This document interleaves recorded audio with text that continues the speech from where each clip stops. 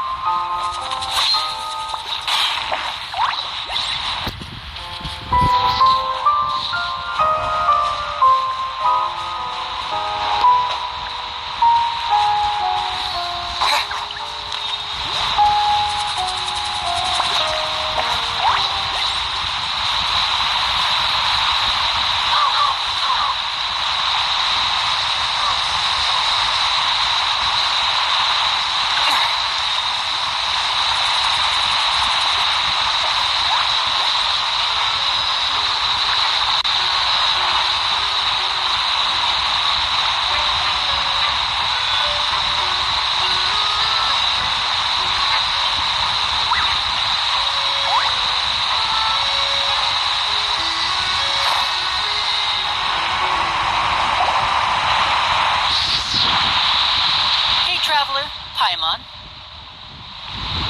What's up, man? Oh, Paimon knows that voice! Over here!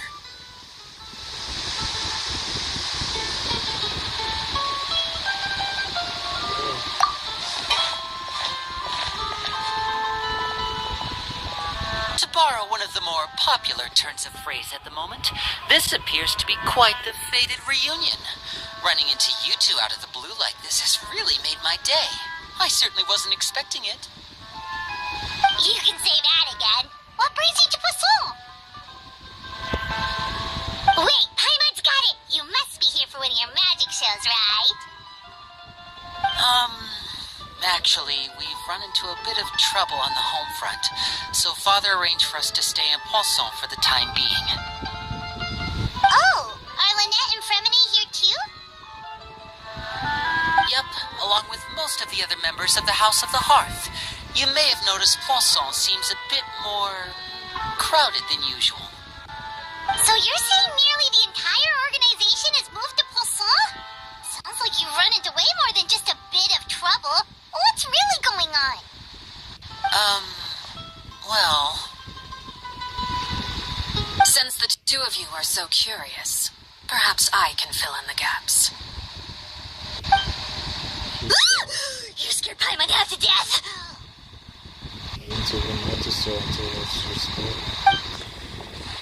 Father, you're here. You know... On second thought, maybe we don't need to know. It's all probably super confidential House of the Hearth stuff, right? We totally weren't trying to pry or anything.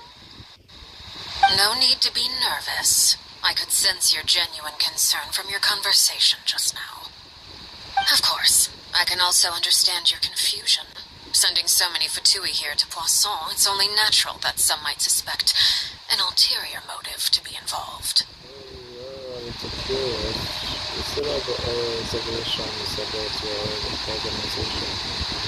I understand.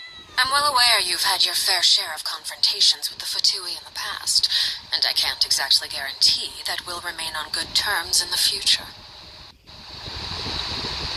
As for right now, however, I would say we have little reason to be at odds, wouldn't you agree? The House of the Hearth could stand to be more open with those who have worked so closely with us in the past. As for the issue at hand, well, it hardly relates to any ulterior motive. To be frank, it all stems from a certain rumor circulating around the House of the Hearth. It's an internal matter. What sort of rumor? A rumor that a certain phantom child is hiding away in the House of the Hearth. Some sort of A phantom child? Ooh, just hearing the name is giving Paimon the creeps. A spirit that should have long ceased to exist is lurking in the shadows of the House of the Hearth. So I decided to bring the children to Poisson before continuing to investigate the situation. I expect I should be able to track down the spirit fairly quickly.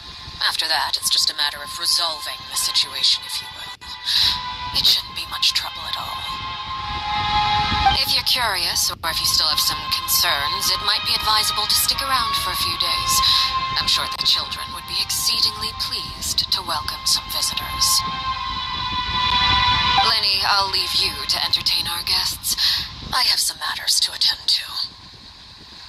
Of course, Father.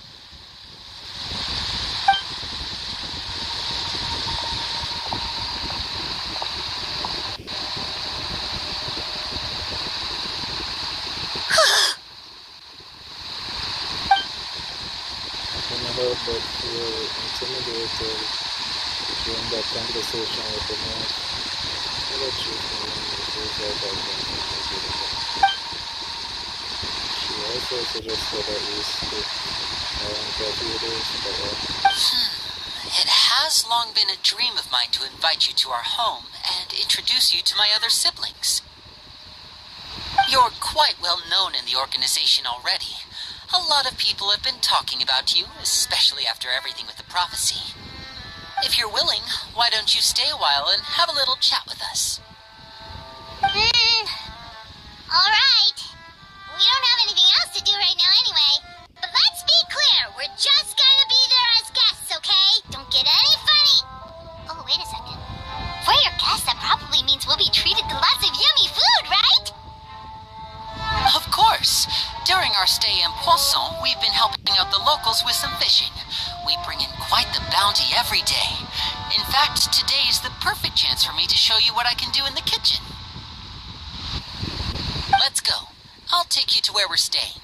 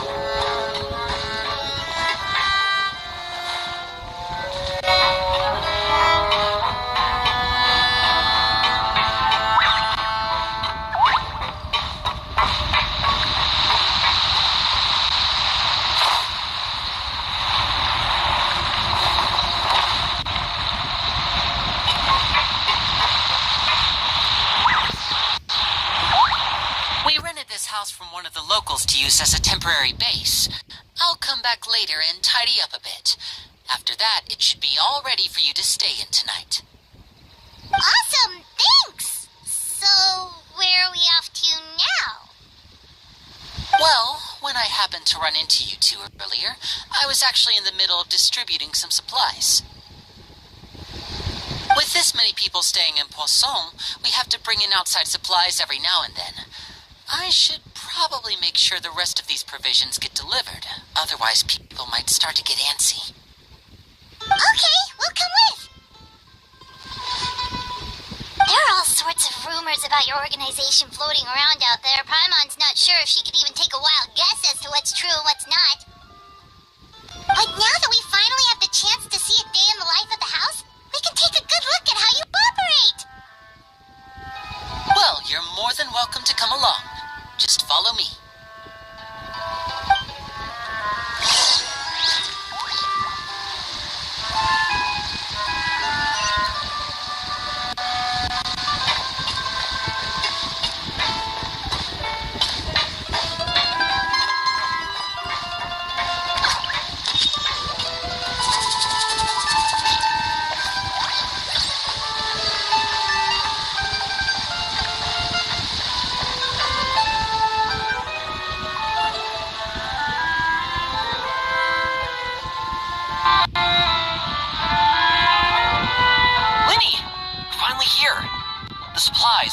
I'm assuming you've brought them with me? Yep, here you go. Hello? Something caught your eye? in Paimon! No way! Come here, everyone! Hurry! The Traveler and Paimon are here!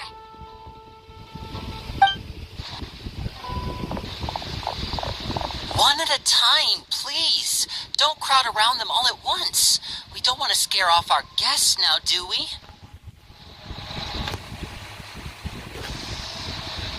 Oh, it's alright. Gotta say, Paimon didn't realize we were this famous.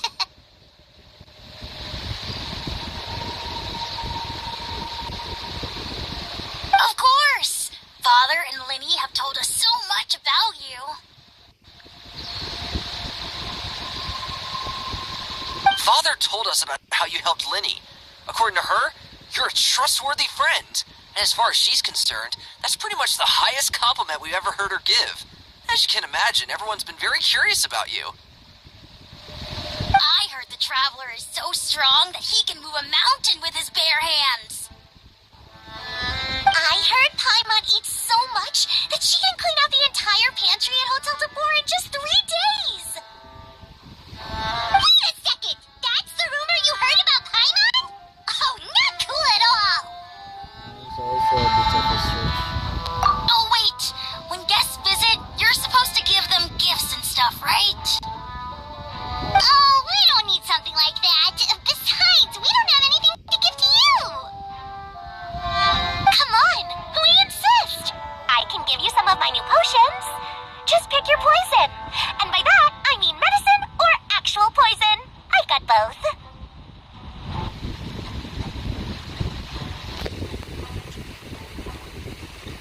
What the hell you're teaching this? I should say, what the hell Father is teaching this right here? Or maybe Shaplo can teach you guys about stealth. He's super good at it. He's never been caught. I see. What the hell Anakin is teaching this right here? Ah, now that's not a bad idea. I know you usually prefer to fight head-on, but it never hurts to expand your bag of tricks, right? When it comes to eliminating your enemies, staying quiet can go a long way. Trust me, I would know. I was poisoned not too long ago, and I'm still dealing with the after effects. So I'm not quite as good as I was before, but I can still give you some pointers. Wait. When you said gifts, I didn't think you meant poison and stealth tactics. But those are the best things we can give you. You don't like them? Ooh, how about this? Tell me the name of someone who really annoys you, and we'll teach him a lesson for you. Yep, you're definitely Anakin is right here. All right, Fold, Selwar. I think that's enough suggestions for now. When it comes to being a good host, it's the thought that counts. You don't need a physical gift to make our guests happy. In fact, pestering them with suggestion after suggestion might make them more annoyed than anything. I would say your enthusiasm has certainly gotten across. Really? Absolutely. Awesome! It's been so long since we've had guests to play with. If there's anything you need, just let us know. Yeah, especially if it's poison or something. I've got all sorts of potions for that. Well, we'll talk to you all later. We've still got supplies to distribute. All right, see you later.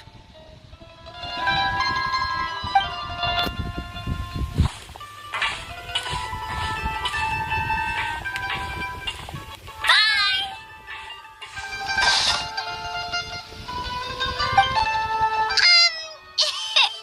Lenny, about all that poison and stealth tactics talk just now.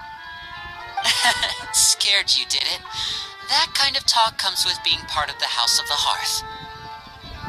When Foltz was really young, he strangled all of his family pets, just out of curiosity. He was labeled a dangerous problem child and was abandoned by his family. Elwar has an unnatural obsession with potions. Father has forbidden her from trying all the different concoctions she comes up with, but she still tries to test them in secret. You really have to keep an eye on that one. Chaplot is around my age. While I'm mainly responsible for collecting intelligence, he handles surveillance. He's very passionate about his work and has no reservations about taking on some very difficult missions. Fena normal yapıyorsun. I know you two probably aren't used to that kind of talk, but I can promise you they only had the best of intentions. Things like stealth tactics and developing different poisons, they really mean a lot to them.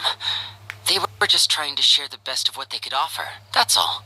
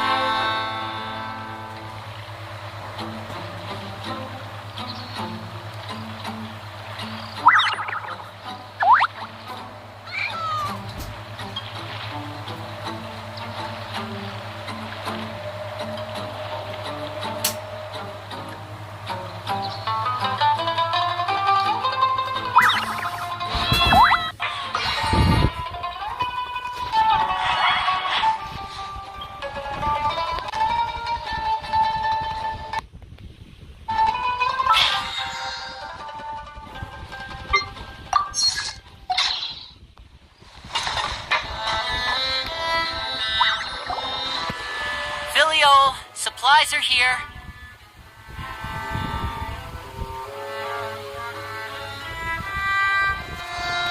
Thanks. And who are these two? Outsiders? Allow me to introduce you. This is the Traveler and Paimon.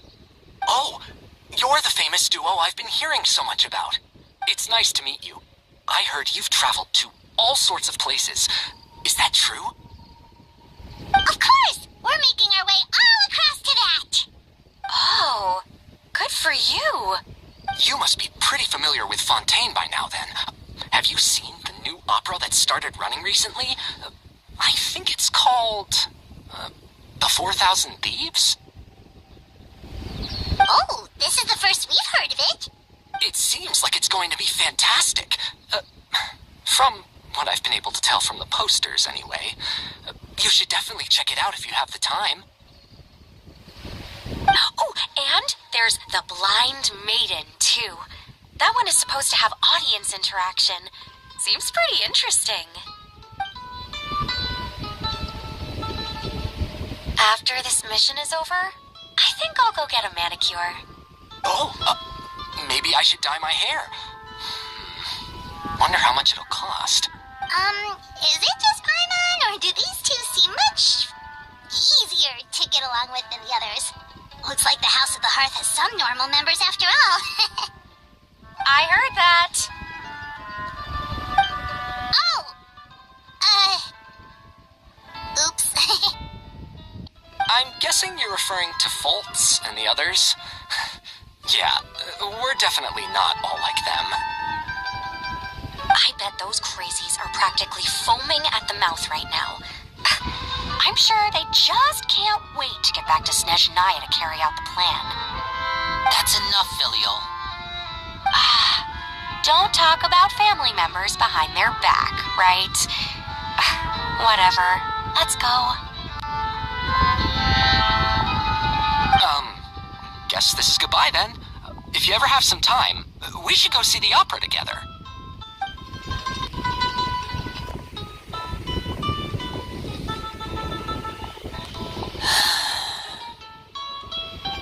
Well, that's it for the supplies. We should probably head back as well.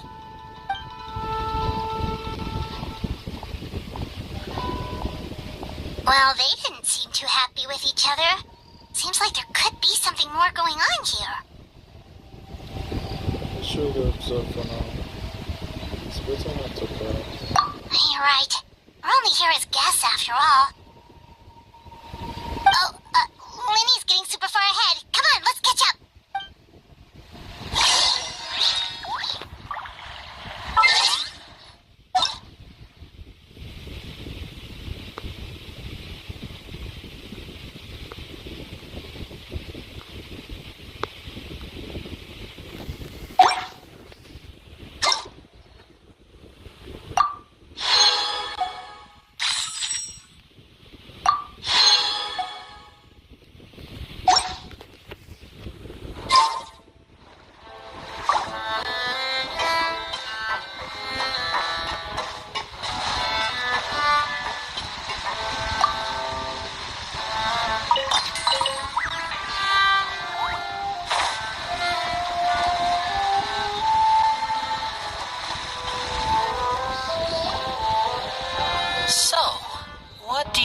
Members you've met so far. You've certainly got a lot of listening.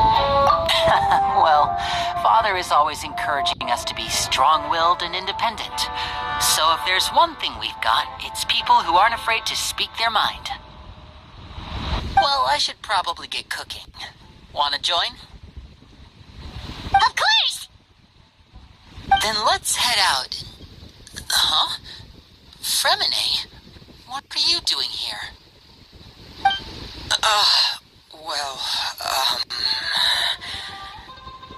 Fremine! Nice to see you again!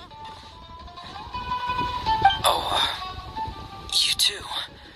I heard you're here as guests of House of the Hearth. Welcome.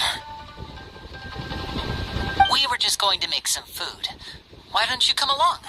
I could use some help in the kitchen, and I seem to remember you mentioning you wanted to make seafood soup for the traveler in Paimon. Seafood soup? Oh, Paimon is drooling already. Were you looking for something just now, Fremine? Maybe I can help. It's nothing. I just wanted to see if there were any extra supplies. Yeah, we've got some left over. What do you need? Some food and water, and some clean cloth, if possible. No problem. Give me a second here. Food, water... Wait a minute. What do you need all of those for? You're not on any missions as far as I'm aware, and you were just going to come eat with us. So what's this all about? I thought I'd grab an extra portion because I get hungry at night.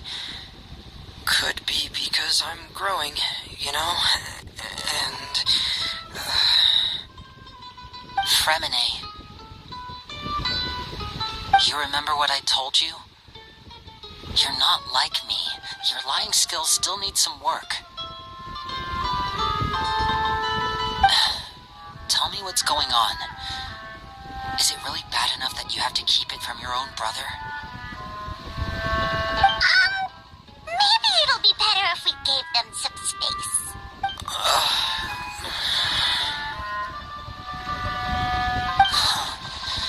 This is the first time I've seen that kind of look on your face.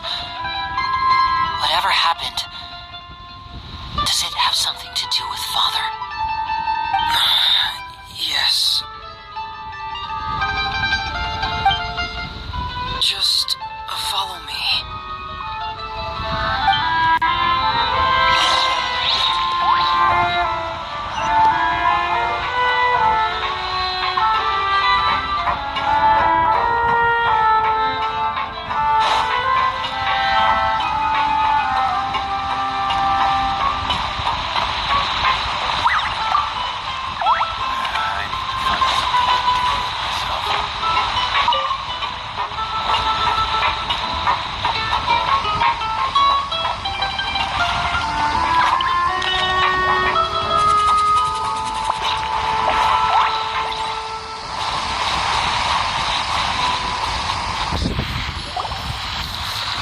You're back!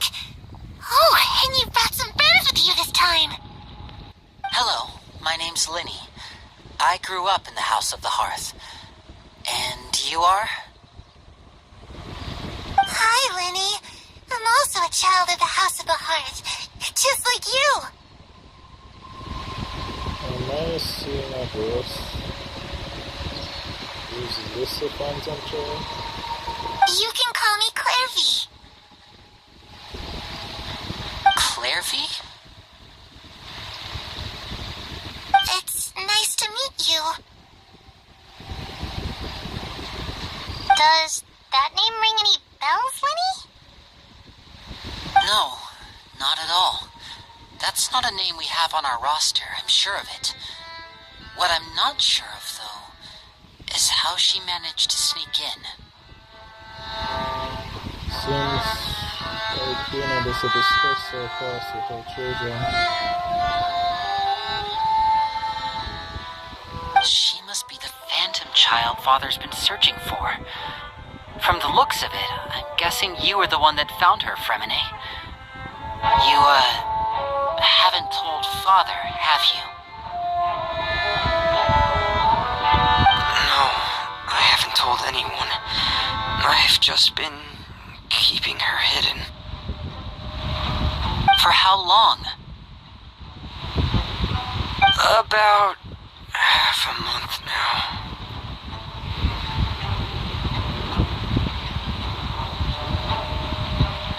So ever since we got to Poisson, then, do you have any idea what you're doing?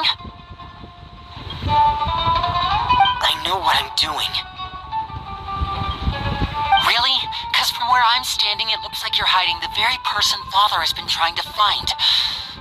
If Father finds out about this, everyone involved is going to be punished. You know the rules of the house, Fremine. I know you do. Father doesn't tolerate any form of betrayal. So why are you doing this? I've thought it through, and I just can't hand her over like that. Linny, don't you remember last year? Chapleau nearly died after getting poisoned during that one mission.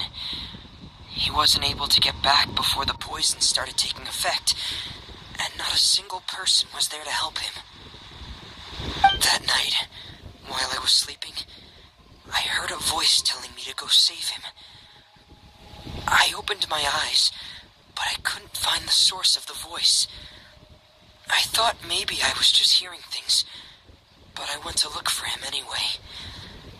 Luckily, I got there with enough time to save his life. That feeling of being haunted, of hearing voices, it's happened many times in the House of the Hearth. I'm sure you've noticed. So what you're saying is, that was her? She was the one who spoke to you that night? Unless there are other spirits roaming around the House of the Hearth, I don't think there's any other possibility. If Clairvy were our enemy, it wouldn't matter whether she was a spirit or an actual child. I would have acted without a second thought, because that's what Father ordered us to do. But she's been living with us, helping us from the shadows all this time. I think that makes her family. I couldn't just hand her over to be dealt with. Not when there's so much we still don't know. So what's your plan then? You can't keep her here forever. Someone is bound to find out eventually. I haven't thought that far yet. I don't want to disobey an order from Father, but I also don't want to put Clairvy in danger. Come with me. There are a couple things I'd like to say to you in private.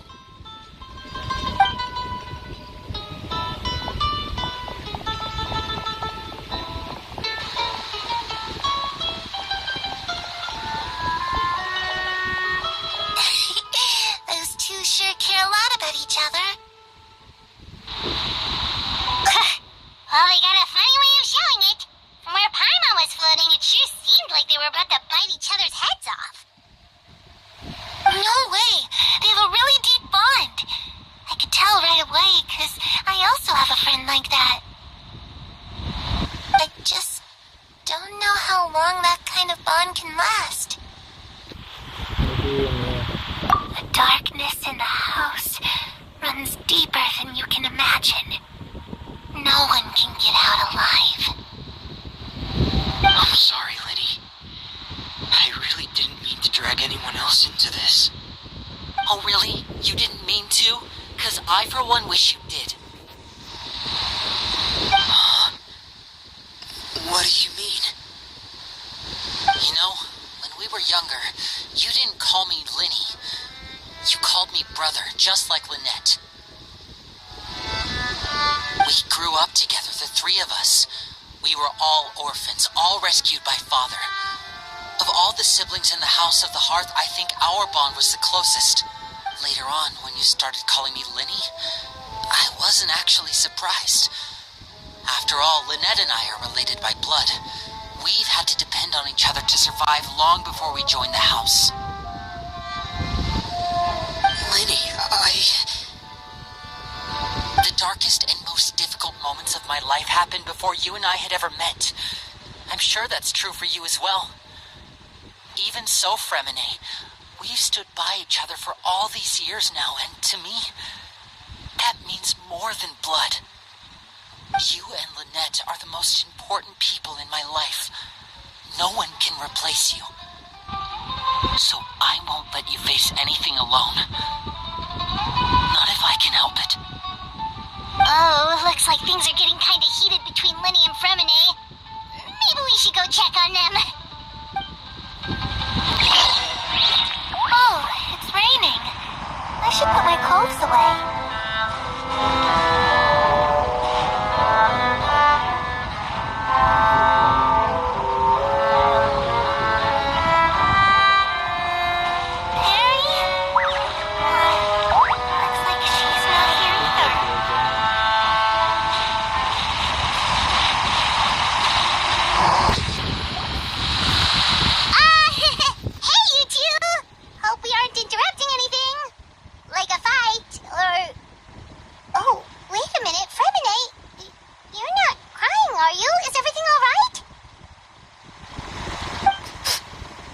Everything's fine.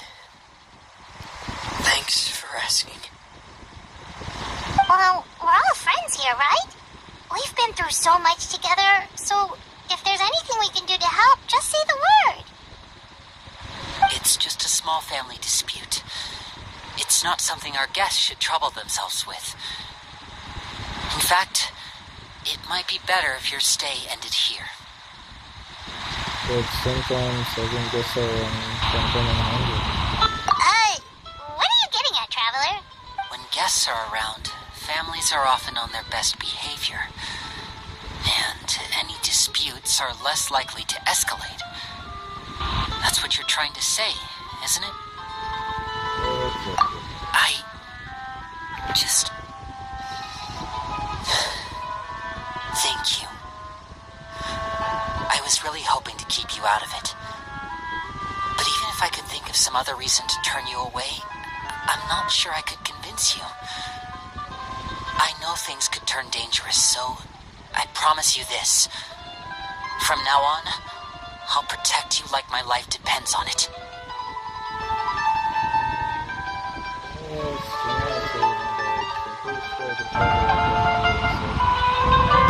Me too.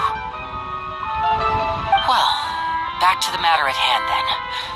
If we don't plan on handing Clairvy over to Father, then our only other option is to solve the mystery of her identity before Father is able to track her down. That means finding out where she came from and what she's doing here. Then we can send her on her merry way and pretend like none of this ever happened. I've tried that already. And? And nothing. I tried taking her somewhere really far away, but after some time, she just reappeared. She even came with us all the way to Poisson. It seems like wherever the house is, she follows.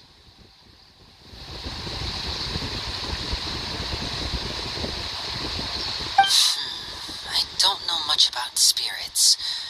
Do you two have any ideas? Let's see here. Paimon remembers hearing something like, if you fulfill a spirit's last wish before they died, they'll let go of whatever's keeping them here and return to the ley lines. Oh, it's just that Paimon doesn't really remember where she heard that, so it's not guaranteed to work or anything. Well, sounds like it's worth a shot. Guess that means we should go ask her about her wish. But first, Fremine, I need you to promise me something. What is it? I need you to promise me that this will stay between the two of us. We're the masterminds behind this whole thing. No one else gets involved. Can you do that for me? Of course. I promise. All right.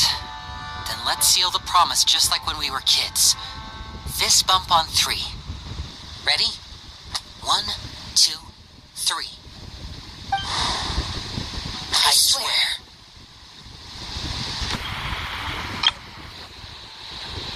Oh, I meant to see it too.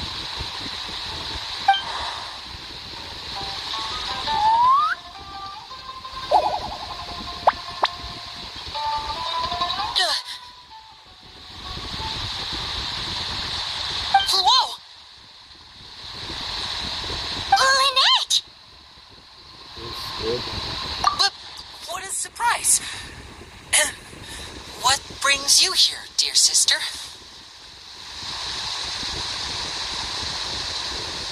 And, when exactly did you get here?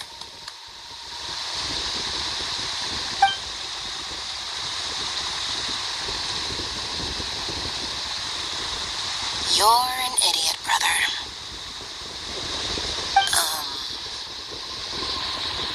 And you too, Fremine.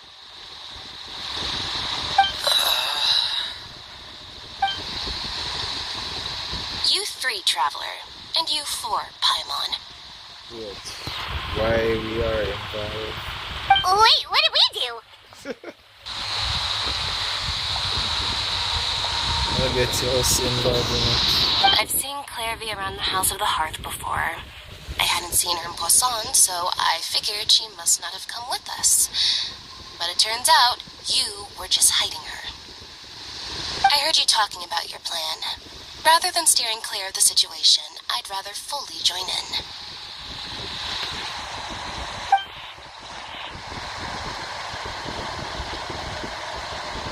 If you don't agree, I'll have no choice but to report everything back to Father. Simple as that.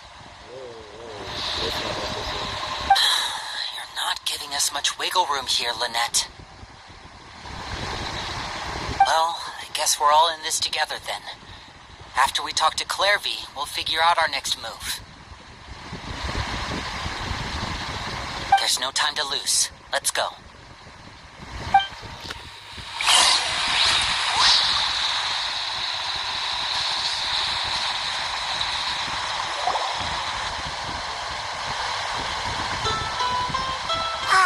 I'm full. Thank you for bringing me this food, you guys.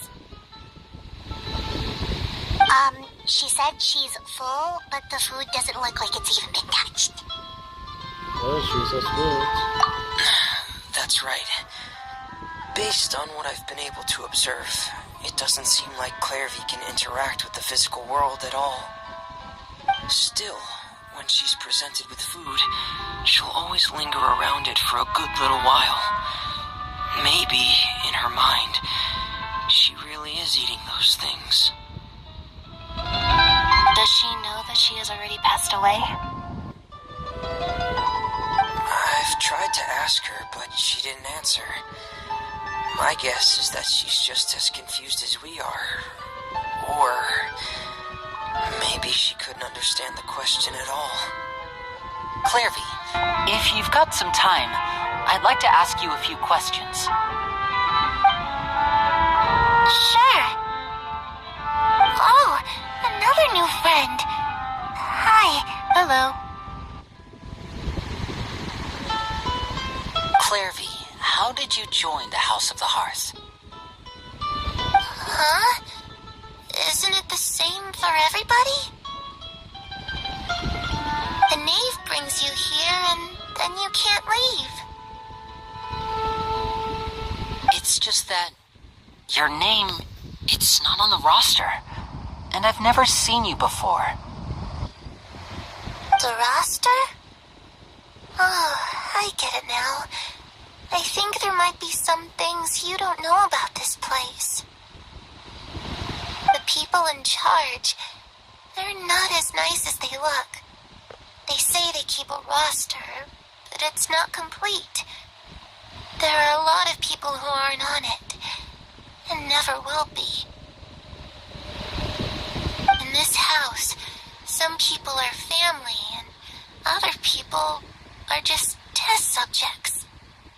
Those kinds of people aren't ever going to get a place on the roster, unless it's the roster of people who've been executed.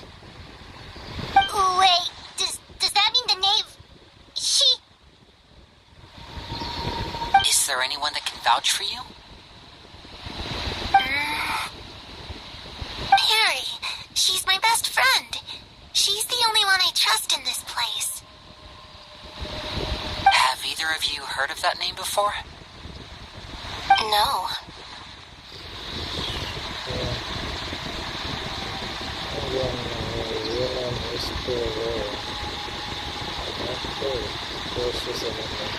Me neither. Clairvy, Perry. Neither of those names are on the roster. But it seems like she's telling the truth. Either that, or this kid's already got a bag of tricks bigger than mine. Maybe we should try a different approach. Clairvy, do you have a wish? A wish? It can be anything you want. Just imagine. It's your birthday, you're blowing out the candles, and your wish is...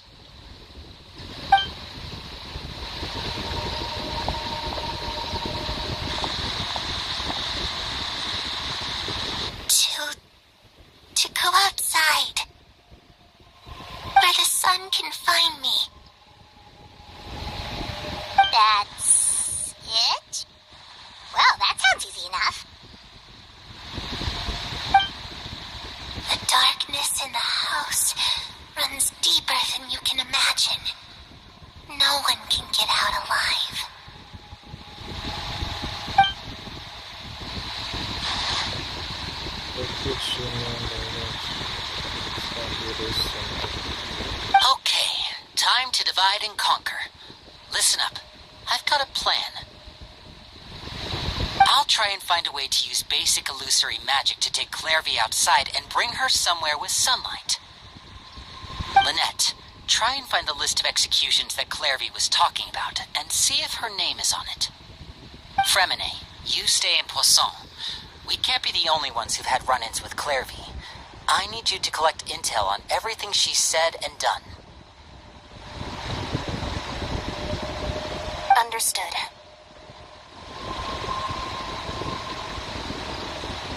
I'll try my best. What about us? What should we do? I really appreciate your willingness to help, but this is a family matter.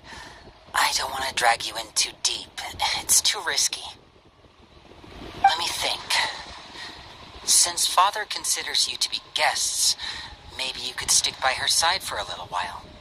You don't need to do anything except keep up some nice, casual conversation. Ah, Paimon gets it. You want us to distract her. should be contacted. I'll give you a magic bird. If Father suspects something, all you need to do is release it when she's not looking, and it'll alert me that something's wrong. Of course, that's only as a last resort. If Father doesn't seem to notice us, there's no need to make contact. We'll reconvene here tonight after all's said and done. If the worst-case scenario happens and we're discovered, just tell Father everything. We're not going to let our guests get punished for our own actions. That's where we draw the line. Be careful. You too. Okay, this is where we part. Father should be at the beach nearby.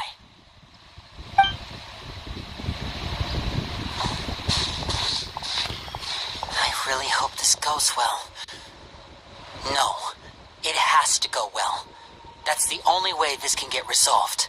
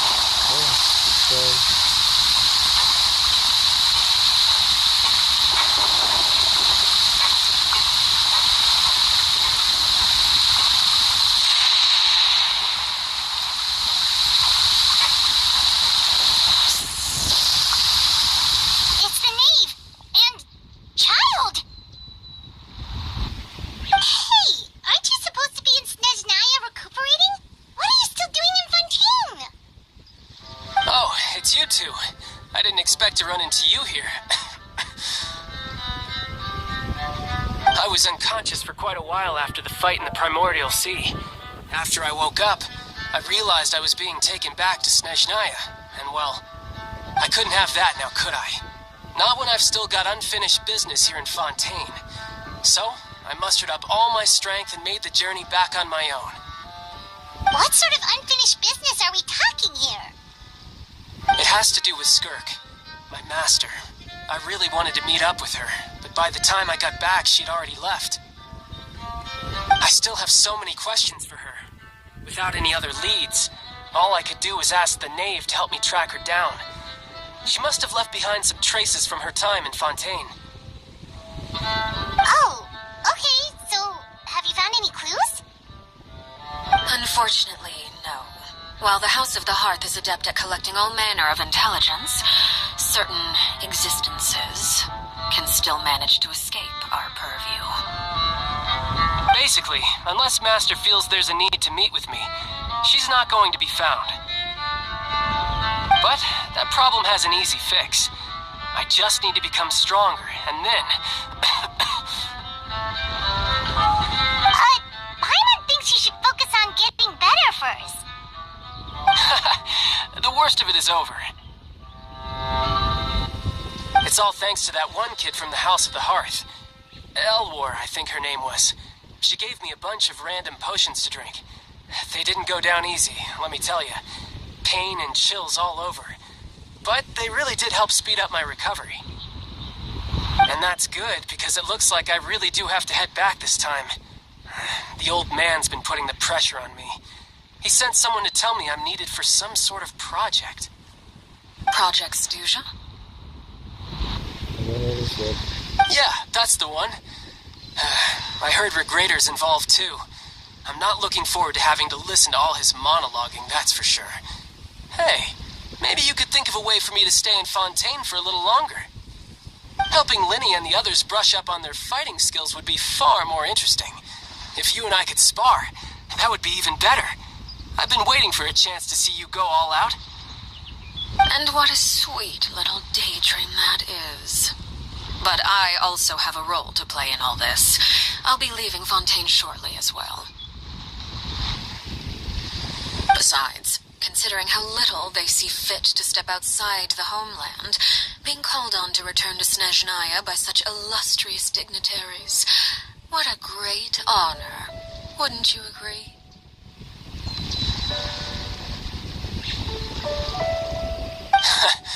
One I could do without, I'd say.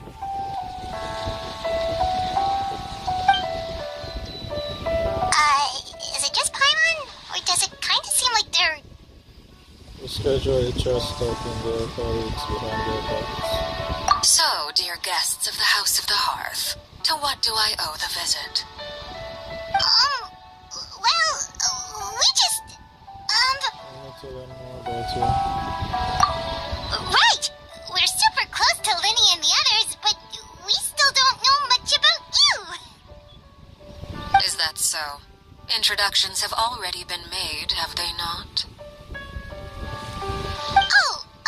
Well, you see, there's only so much you can learn about someone from a short introduction. At least tell us something a little extra, like, why do you call yourself father? Good question. I'd also like to know. The fact that you have to ask tells me our intelligence work has been quite successful. Telling you the answer to that question would only serve to undermine that success. And we can't have that, now can we? Spoken like a true diplomat. That was some expert sidestepping right there. Well, if there's nothing else, I think I'll take my leave. I still have a small matter to resolve at home. Wait, don't go!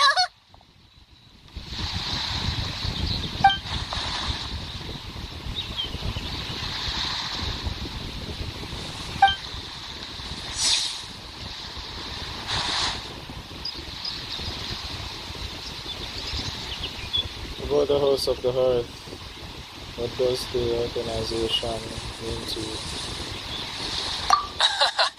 I'd I'd also like to hear the answer to this. I've met some of the members of your organization, and they all seemed like really good kids. They actually reminded me of Tonya and Tusser. Which, by the way, if you ever betray them, I'm just letting you know, I won't let you off easy.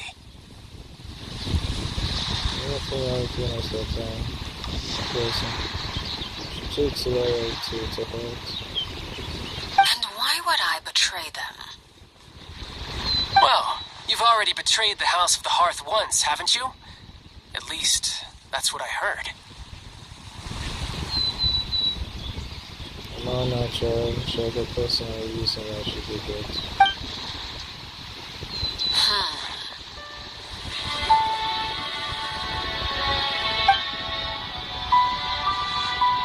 Okay, I admit. That's just what the old man told me. The rooster, I mean.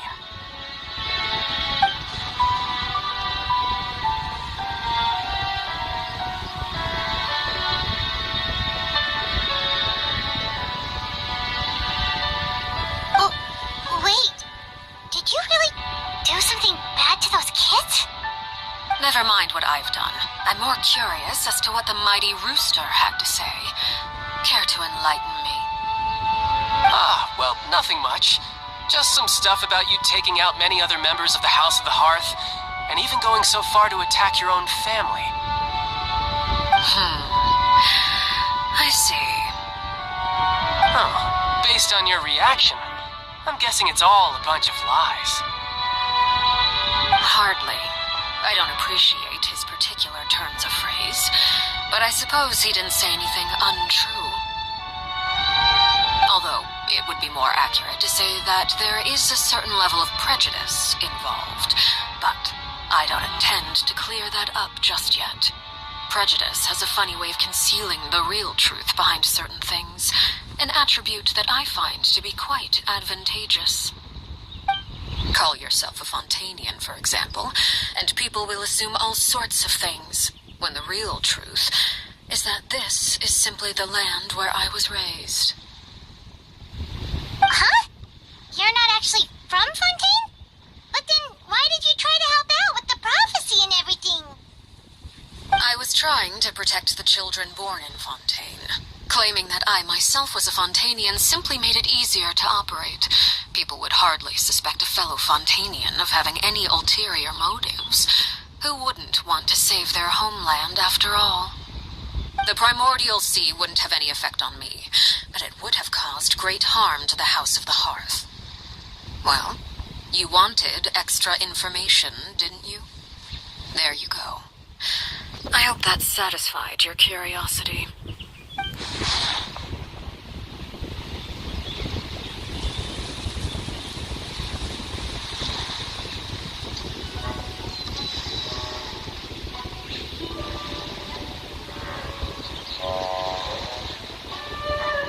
So, you stayed in Fontaine for the kids. I guess I was wrong to believe you'd betray them. Apologies. Looks like I was holding on to some prejudices myself. Good. Like I said, I like it when others have misconceptions of me. Actually, while I was recuperating at the House of the Hearth, there was something else that really caught my attention. I heard that members always resolve disputes and arguments with a friendly spar, and the loser has to back down. Seems pretty cool if you ask me. Would also give them plenty of opportunities to hone their skills.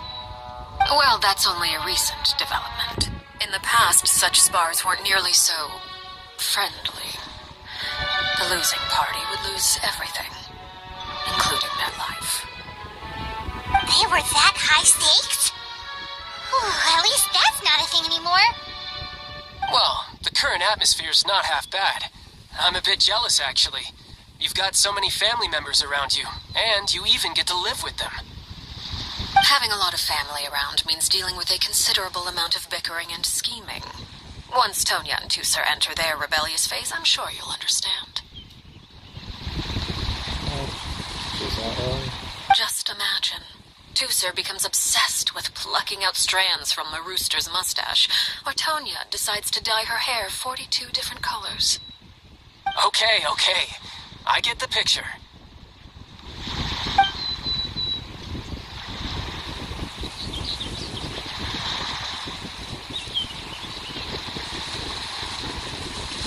Well, would you look at the time? I should probably get going. Traveler, Paimon, I'm not sure where our paths will cross next, but the next time we run into each other, we should definitely try and find some time to spar. Again, maybe this is a conversation we can have when you look less like you're gonna kill over. Alright. Well, thanks for everything, Arlecchino. No thanks necessary. You also played a part in obtaining the Gnosis. I would say we can call ourselves even. I like the sound of that. Well, I'm off. See you all some other time.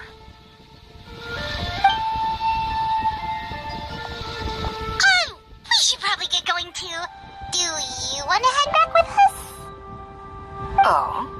You want me to leave so soon? Well, you see, I'm rather enjoying the evening breeze. If you don't mind, I think I'll stick around for a bit. I have some things to think about. Apologies for not attending to you like a proper host. Please forgive this slight. I do hope you'll have a pleasant stay.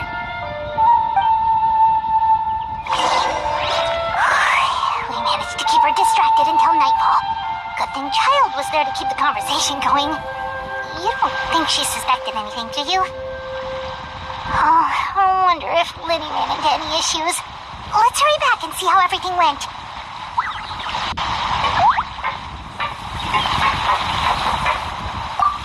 Oh? You decided to stay a little longer? Let's take in the ocean view together, then.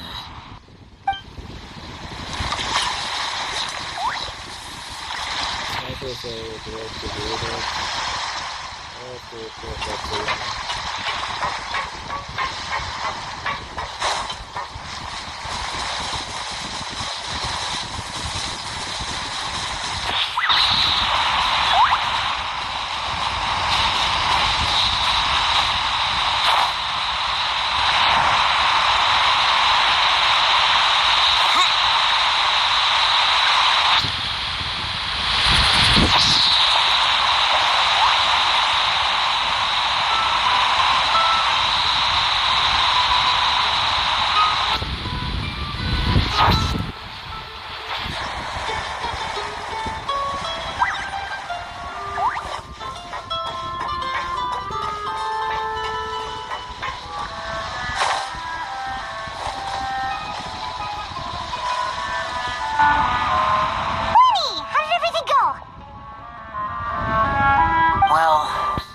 Story short, we ran into a small issue.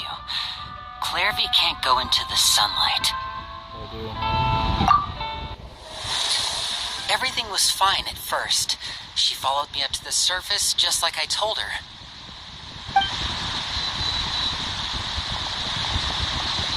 But as I led her out of the shadows and into the sunlight, she vanished.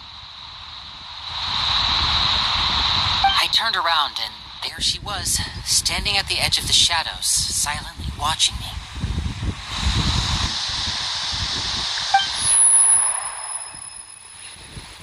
Huh. Maybe she's afraid of sunlight, or... No, it wouldn't be her wish if that were the case. Well, we could always try pushing her into it. Not sure pushing works on corporeal being. Oh, true. I've pretty much tried it all already. Nothing worked. Eventually, the sun went down, so all I could do was bring her back here. How did it go with you, Lynette? Good. I've got the list. It's right here. Really? Well, what are we waiting for? Let's take a look.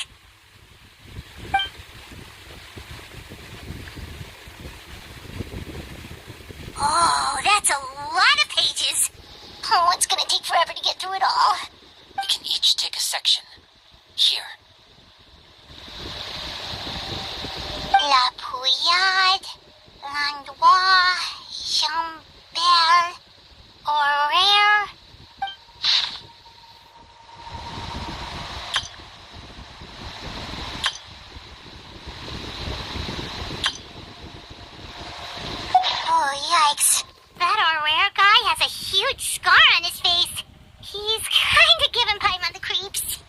Huh, I've met him before.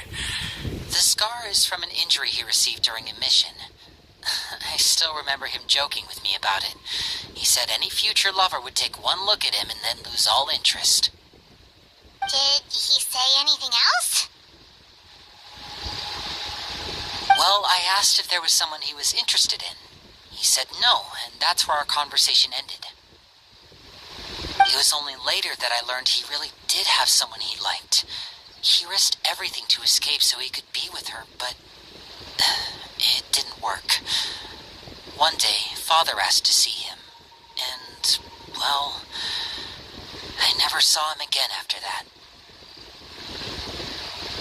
Wait, so that means the knave, she... It may seem cruel, but it's just one of the rules of the house. Betrayal is not to be taken lightly. We know too many secrets to come and go as we please. So, if you do try to leave, you pay with your life.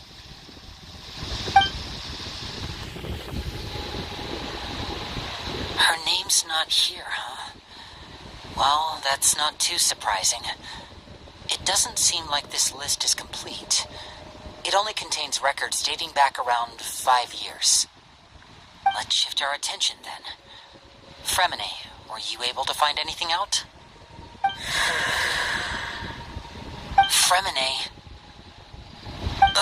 Sorry. I was thinking about something. I managed to talk to quite a few people, but I couldn't help but notice that the atmosphere in the house was a little... strange. Strange. Yeah, I know there have been arguments in the past, times when people haven't gotten along. Chaplot and Filiol are a good example of that. Oh, those are two of the people that we met while delivering supplies. Paimon can see how they might not get along. They had very different vibes, and their, interests seem to be pretty different as well. That's to be expected, actually. Father brought us all here, shared her knowledge with us, taught us how to fight. That's one thing we all share. But that's also where the similarities end. Not all of us feel the same desire to stay here. As members of the House of the Hearth, we're also considered part of the Fatui. And to a lot of people, that's an identity they never asked for. Certain members get older and realize they want something else for themselves. But considering the rules of the house, most people would never say that out loud. People like Chaplot and Foltz are loyal to Father and her vision. They're proud to be part of the Fatui. Filiol and Nantoy, on the other hand, well, they aren't quite as enthusiastic. These kinds of conflicts have always been there. It's not like Father is in the dark about any of this. Well, that's true. But it just feels like things have gotten worse lately. Filiol and the others, it seemed like they were meeting in secret to talk about something. I can't say for sure, but I think they've met Clairvy. You think she's been inciting them to act out? No, not exactly. But I wouldn't be surprised if she said something to them about the darkness in the house and how deep it runs. She's told me about it before. Experiments being run on children. People being used as pawns on the battlefield without so much as the strength to survive. And they just believed all that? Without any evidence? Clairvy's words probably gave them the excuse they were looking for. Whether they actually believe them to be true is secondary. This is all because of Project Stuja, isn't it? Yani, there is Project Stuza. Oh, whoa! Hold on a second. What's this Project Stuja all about, huh? This is the I'm not sure of the details either. I only know what Father has told us, which is that it's something the Rooster and Regrader have been working on together. Apparently, it has to do with the Fatui's strategic plan for the future. Because the House of the Hearth was so successful in obtaining the Gnosis, we now have the honor of playing a key role in Project Stusha. Wait, but isn't that a good thing? Key role is just another way of saying dangerous role. To us, the whole thing is an inconvenience. Father thinks so too, but she's in no position to refuse. Their plan isn't exactly unreasonable, and they've been funneling the house a lot of funding. It's just that we'll lose a lot of members in the process. Participating in the plan, it's an honor in name only. What they're really trying to do is subdue us. The existence of an intelligence organization outside their control makes them feel uneasy.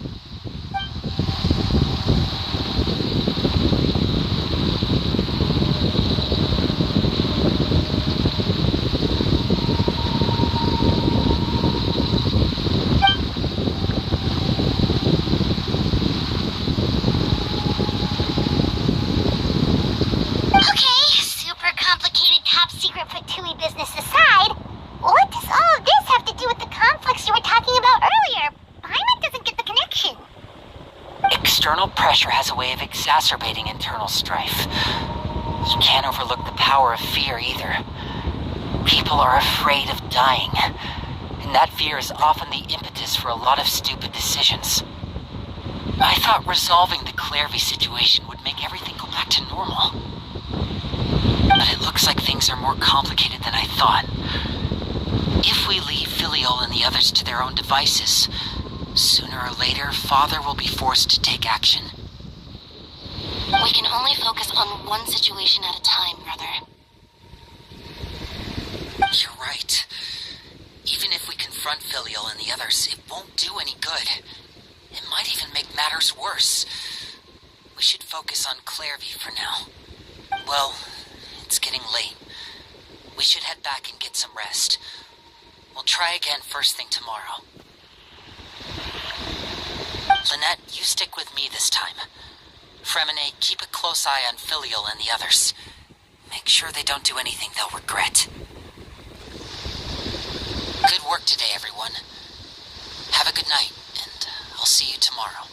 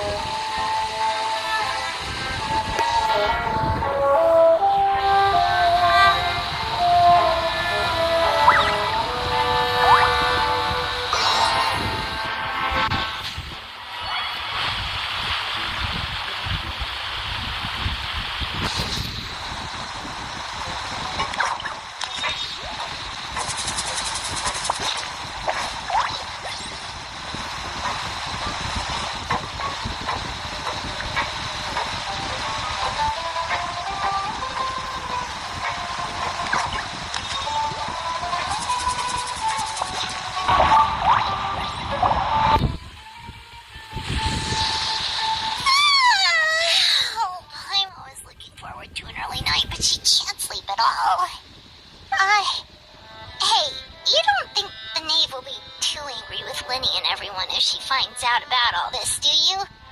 She's even scary when she smiles. If she were to actually get angry... you have to protect Paimon if that happens, okay, Traveler? I'm also afraid of her. We can just hide behind. Trust is ever, Traveler. Look! Look over there! Baby. What's she doing over there? Quick! Let's catch up with her before before anyone sees.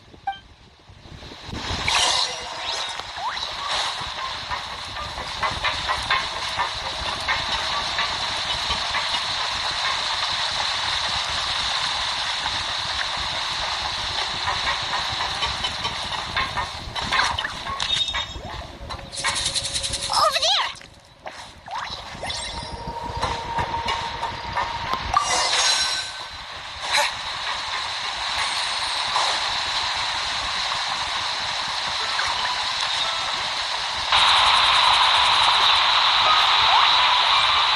Oh, where is she going?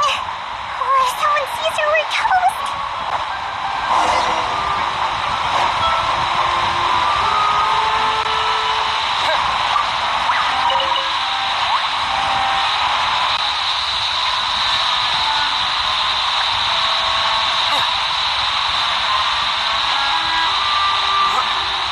Oh, look! She stopped!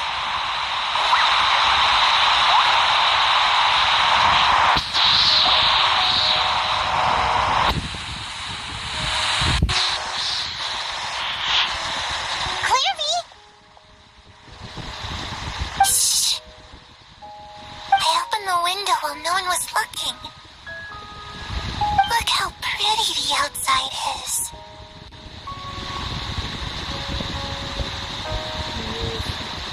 Nothing there. If only I could have more than this. You probably think I'm being silly, huh? All this hopeless resisting? It's better to dream of what I could have than try to make it a reality, right? Please, help us get on the same page here, Clary. We need you to tell us what you know. Can you do that? Sure. Although, after you hear all this, I think you might regret that decision. Everyone in this family is nothing more than a tool, something to be used and exploited. We're all expendable, including me. As long as you're useful, you get to stick around. Lose your value, you're handed over to the doctor, experimented on, and given a fate worse than death. I've seen it happen again and again, and I've had enough. You're saying the knave did all that? It's just, that doesn't seem like something she would do. She's scary and all, but it seems like even she has lines she wouldn't cross. Huh. I knew you wouldn't believe me. Everyone thinks she's a good person. They all think of her like a real mother. Mother? But she doesn't deserve that title. She's disgraced it and tarnished it. And if I had things my way, I'd never see her again. If only Perry were here, she'd understand.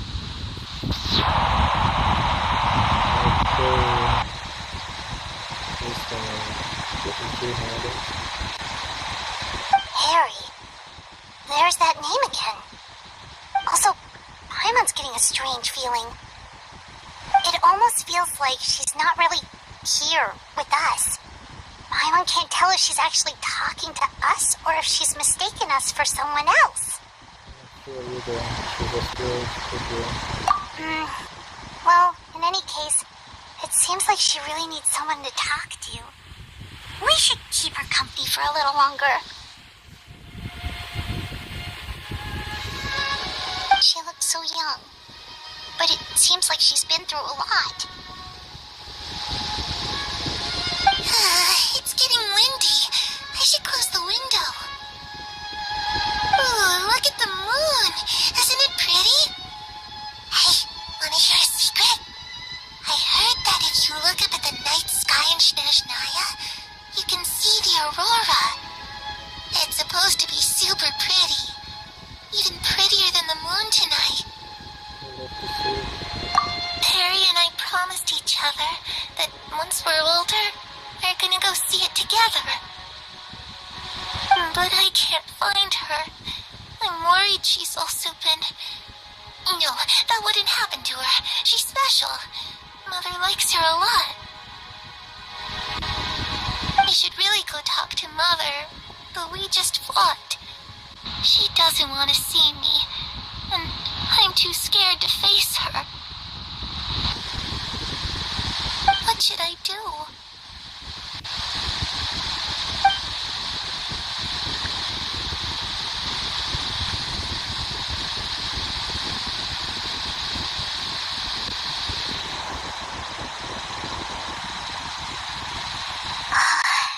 Paimon really doesn't understand what's going on with her. Well, let's head back. We've got an early morning tomorrow.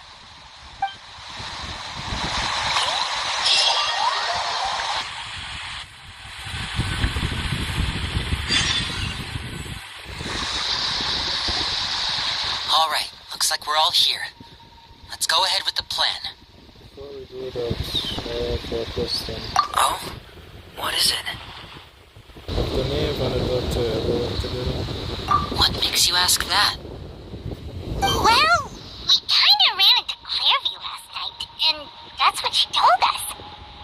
We met the doctor back in Sumeru. He's super dangerous, and he's done all sorts of bad things. It's possible that Father and the Doctor have had certain dealings, but I don't think Father would work with him. We're not really on the same side, so there's not a lot of trust between them. That doesn't exactly set the stage for a successful partnership. I did hear, though, that when Father first became a Harbinger, the Doctor offered to work with the House of the Hearth.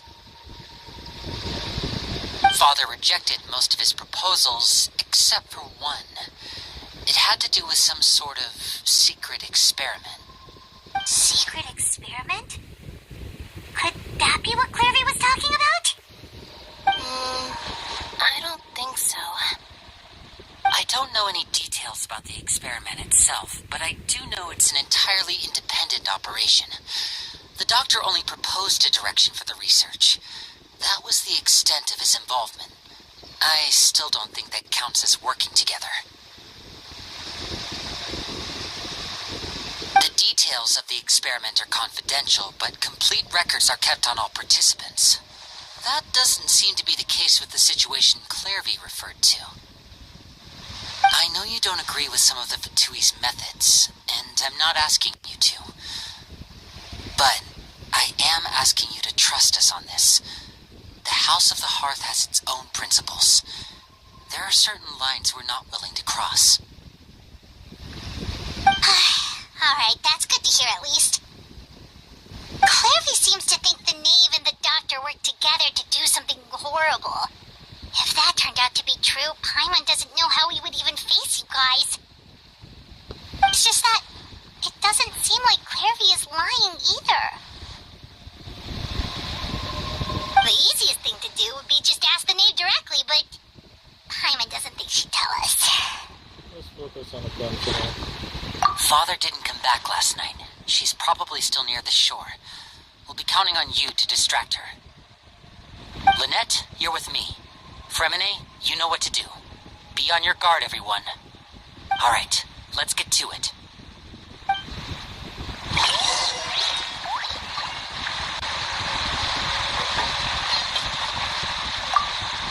Where are we going today? Let's try somewhere further away this time.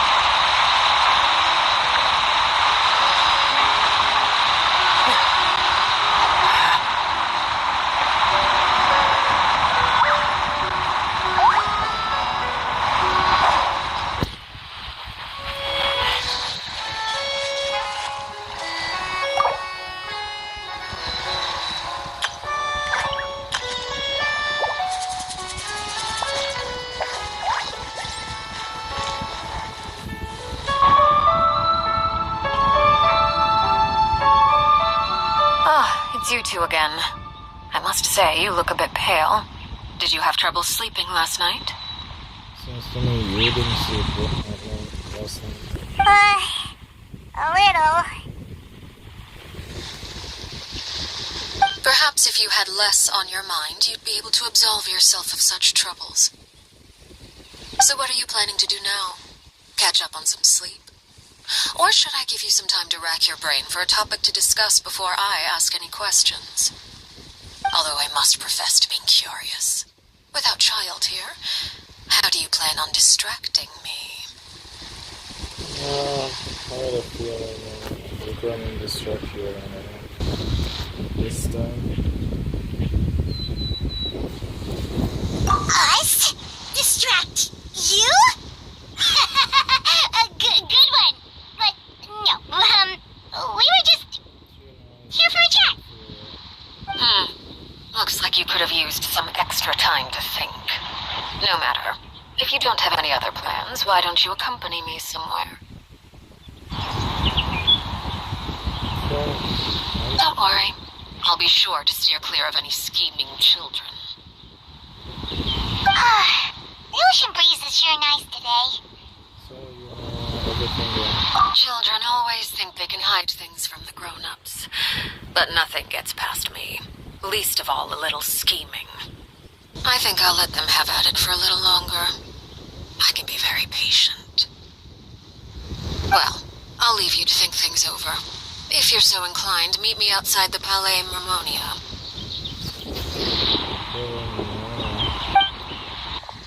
Good things come to children who do as they're told. So I do hope you decide to tag along. If only for your friends' sakes. What should we do? She clearly knows about everything we've been doing, and Paimon doesn't think it'd be a stretch to say she was threatening us just now. We should release a pigeon that Winnie gave us.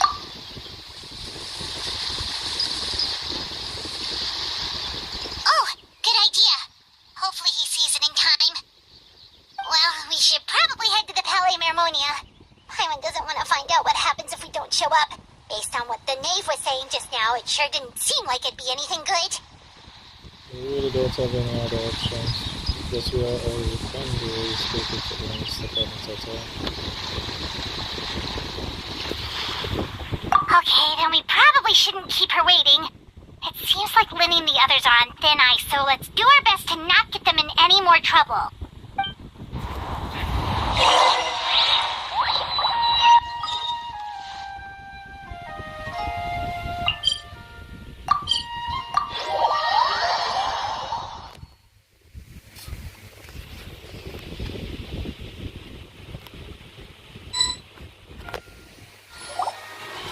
Seeing as we still have some time before my meeting, we might as well enjoy some pleasant conversation while we wait.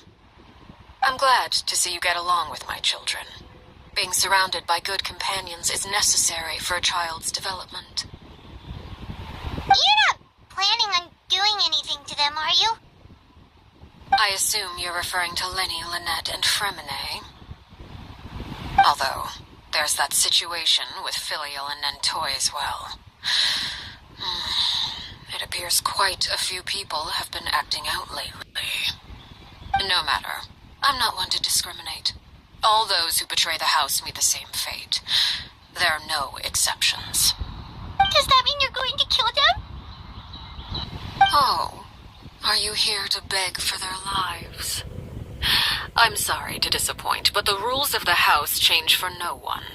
In my organization, everyone is responsible for their own actions. But don't you care about them at all? They really respect you. They even call you father. You must feel something for them. Any organization in which feelings come before principles is one destined for ruin. The House of the Hearth is hardly an exception. You could say our principles are more stringent than most. Perhaps I can offer you this consolation at least. As our guests, you two will not be held accountable along with them. There's really no other way to solve this issue. I would imagine Linny, Lynette, and Fremine will be able to keep their lives. As for Filial, Nentoy, and the others, I'm afraid there's little I can do. They can try to escape, but once you know our secrets, there's no getting out alive. But that's awful. Ah, you seem concerned. Out of consideration for my guests, I suppose I could turn a blind eye for a little longer. If Linny and the others manage to dispose of Clairvy in the meantime, all evidence of their wrongdoing will be lost. In that case, I could hardly punish them for something I couldn't prove. If their efforts are unsuccessful, on the other hand, all will be held accountable, and the punishment will be severe. Of course. Oh, and here, I believe this belongs to you. Do try and keep better track of it next time.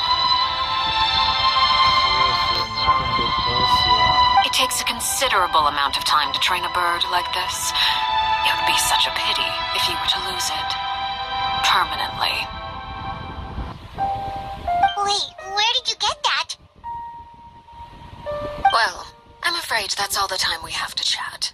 Now, for the matter at hand. I asked you to meet me here because I have business at the Palais Mermonia. It has nothing to do with you, but I think it would be prudent for you to stick by my side for the time being. There will always be time later to run off and tell Linny what you've learned. Well, time to go.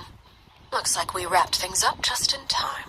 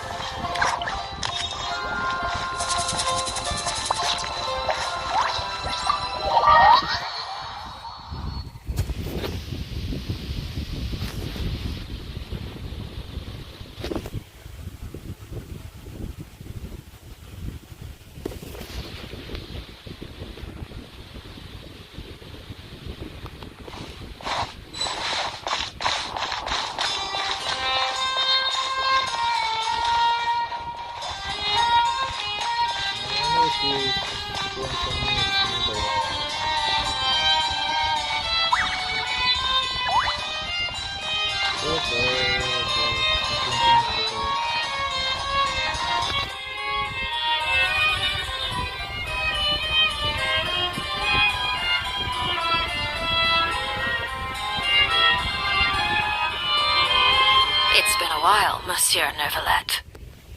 I must say, I wasn't expecting my meeting request to be approved quite so quickly.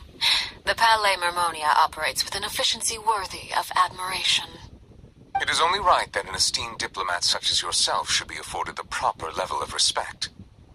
Although, if I may speak plainly, I must confess that I did not anticipate we would have the occasion to meet again after presenting you with the Gnosis. I see you brought the Traveler and Paimon with you as well. If I may inquire as to the purpose of your visit. I'll be departing Fontaine shortly. There is, however, an outstanding matter that I would like to see resolved before I go. It requires a rather lengthy explanation, I'm afraid. So I took the liberty of explaining everything in this proposal. Please review it at your leisure, Monsieur Neuvillette.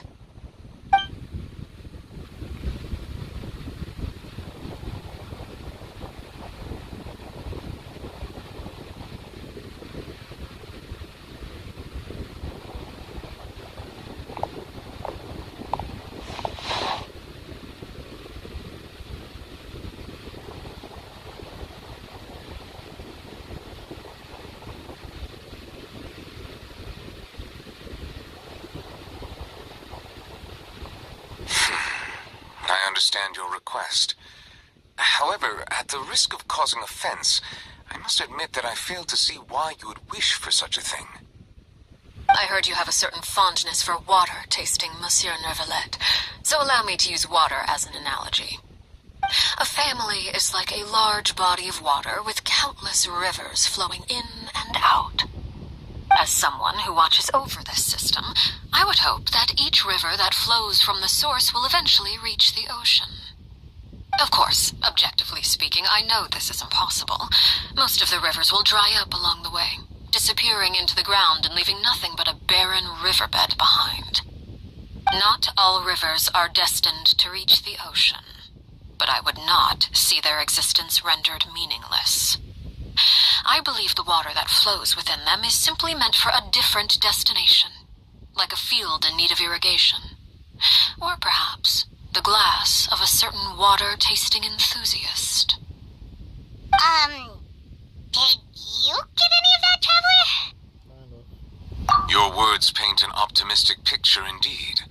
Allow me to remind you, however, few among us are willing to sip from a glass filled with tainted water. It may have been tainted at one point in time, but not to worry. I'll make sure it's drained of all impurities and returned to its cleanest form.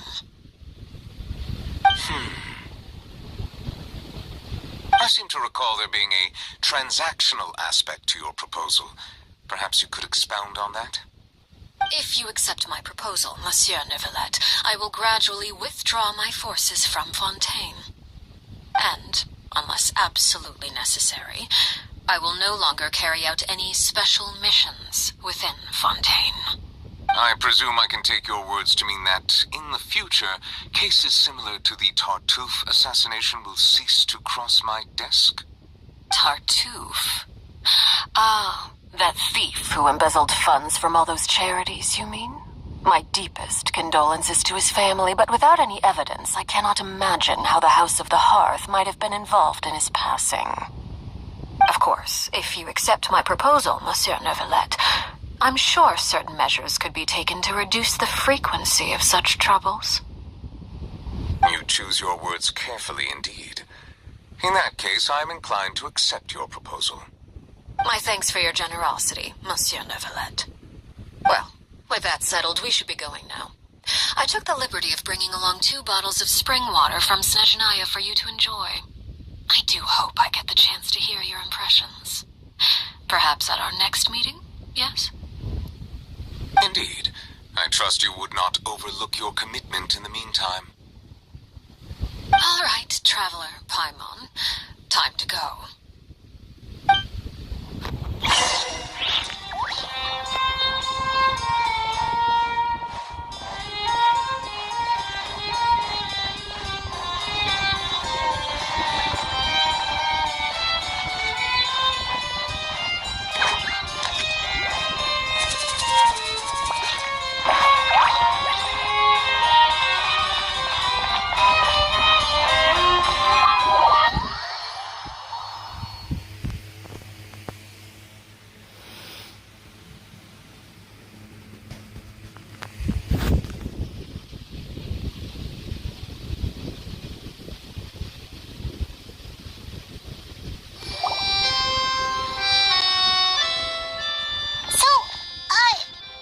What exactly were you talking about back there?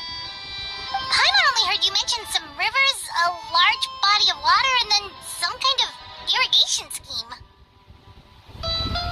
You really want to know? I would imagine there might be more pressing concerns at the moment. Winnie, Paimon really hopes everything's going okay.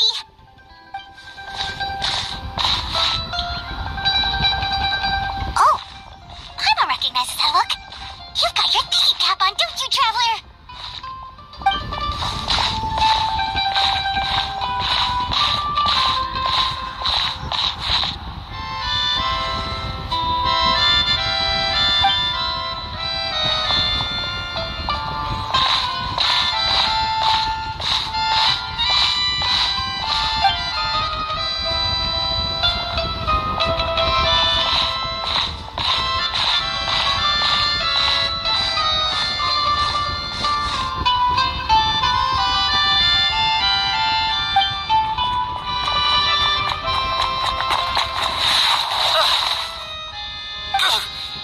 Oh, shoot.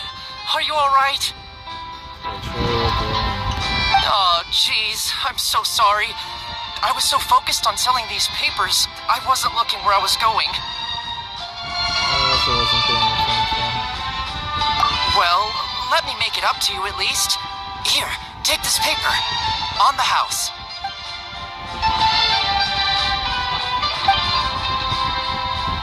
Oh, you don't have to give us anything. Please, I want to. It's not like I'm short on supply. All the extras will be useless come tomorrow anyway. It's my fault, really. I was just trying to bring home some extra mora for the family, but I bit off more than I can chew. I haven't had many takers today, so I'm still swimming in papers.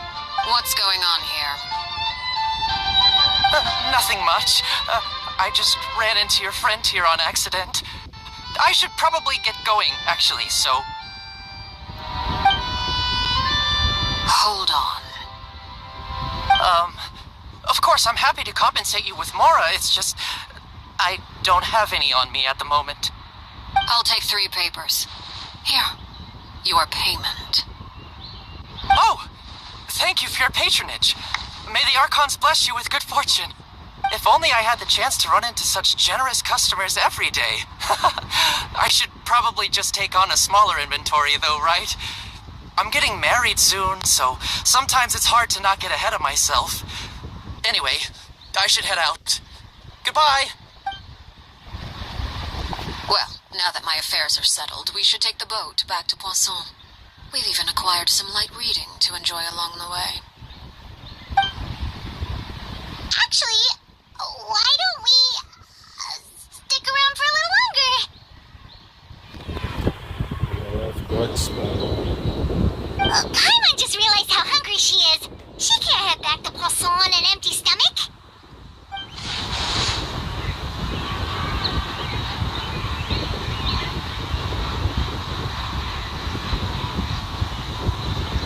It appears you two are under the impression that delaying our return will somehow alter the situation in your favor.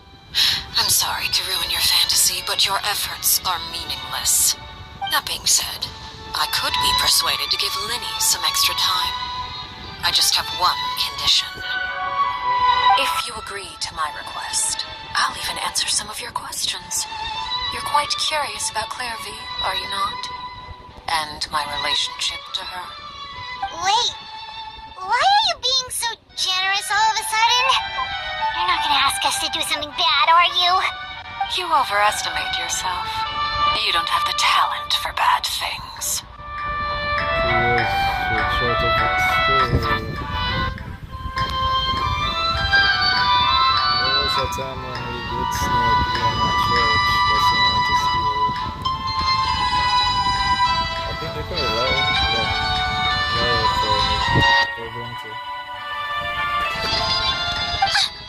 Then what can you possibly... The most important consideration in a negotiation is that both sides receive something they want. Demands and threats only get you so far. The condition is here. Wonderful. Here it is. When the time comes, make the choice that you deem most appropriate in the situation, and lend your help to the House of the Hearth. Okay, sounds normal enough. But what do you mean, when the time comes? When is that supposed to be? That is for you to decide.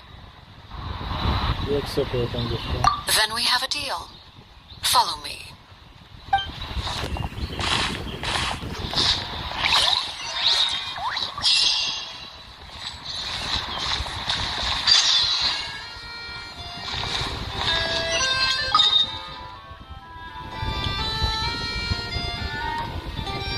This time we go.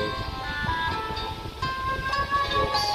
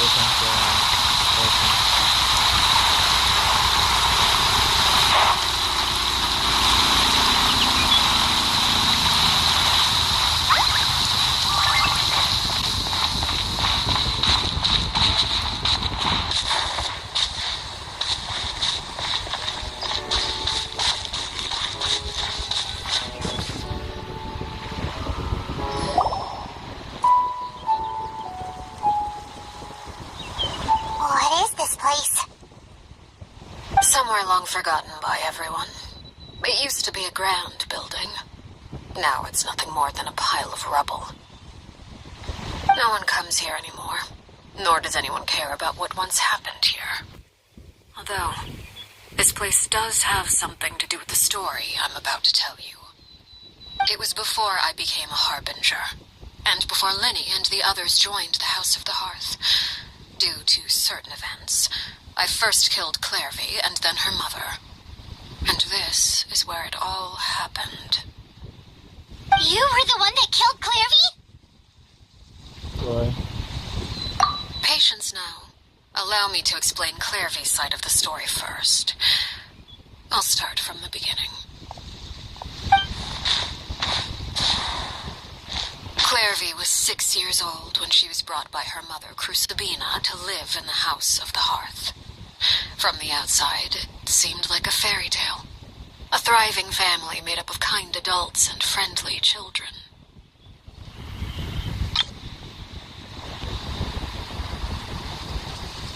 Crucibina was the knave at that time, and the House of the Hearth was under her control. She was Clairvy's mother by blood, but she was also the mother to all the children in the house. Clairvy was happy here, for a time. But she quickly realized that being part of this family wasn't a fairy tale at all. It was a kind of purgatory.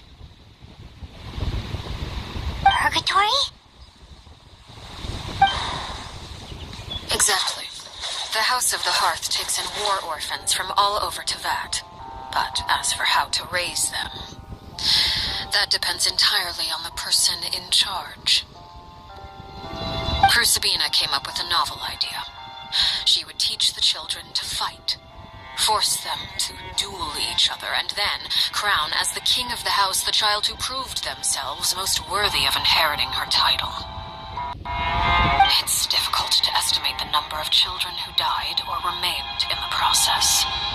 There's little I can say about the ones who died. The ones that emerged with permanent injuries, on the other hand, well, they still served a purpose.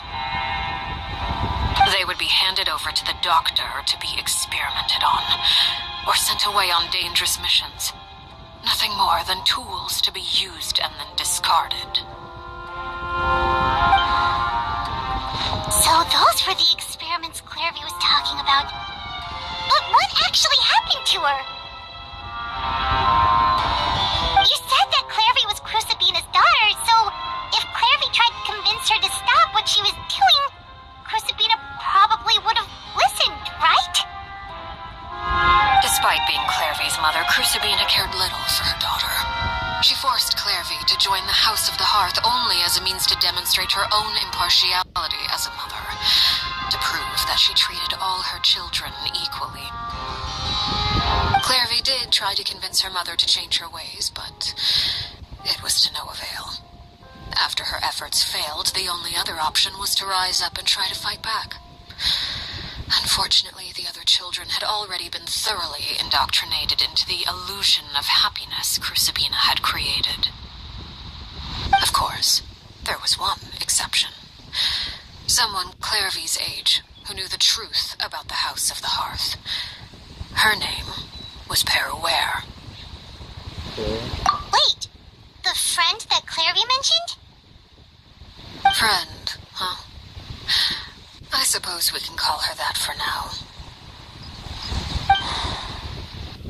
Clairvy was a cheerful and passionate person with a tenacious spirit. Peruware, on the other hand, was rather cold-blooded.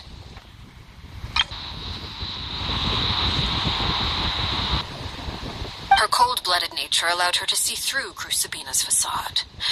Yet, it was also this cold-bloodedness that prevented her from acting against it. At least at first. While Clairvy longed for freedom, Peruware was convinced that, amid all the fighting and violence, she would make it until the end. Despite their differences, the two became fast friends, united by their knowledge of the truth. Clairvy told Peruware that she hoped to create a real family, where no one would be killed or sacrificed.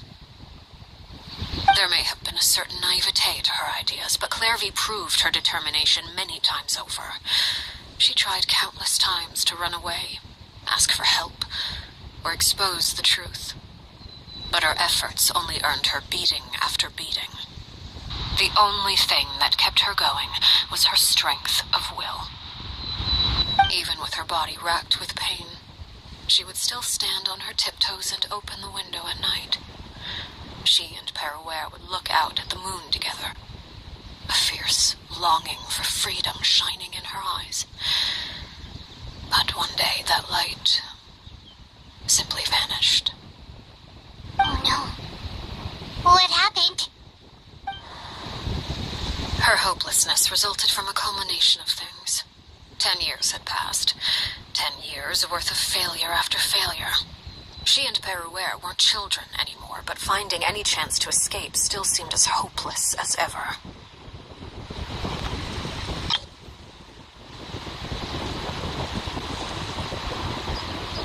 It was during this time that Peruere suggested a new plan. If escaping was out of the question, why not take down the very person sitting on top of this throne of lies? Mother herself. Clairvy rejected that proposal. She claimed that, as a famous harbinger, Crucibina possessed an unimaginable amount of power. Trying to kill her would have an incredibly low chance of success. Clairvy never gave another reason, but Peruere could see it written all over her face. Clairvy still thought of Crucibina as her mother. Killing her own flesh and blood was a line she couldn't bring herself to cross. If she couldn't escape and fight back, then only one option remained. Yeah. Precisely. Death was the only way that she felt she could be free. It happened during a duel. When she arrived at the dueling ring that day, her partner turned out to be none other than Peruere, the very person that had stood by her side all those years. It was a fierce battle, but ultimately, Clairvy decided to let Peruere end her life.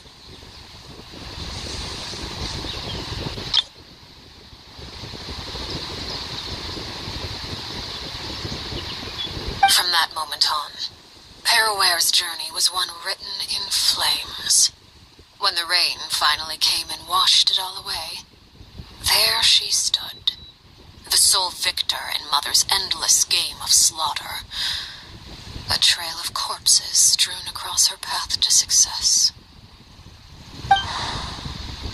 It was the very result she had predicted 10 years prior. Even then, she believed she would make it until the end.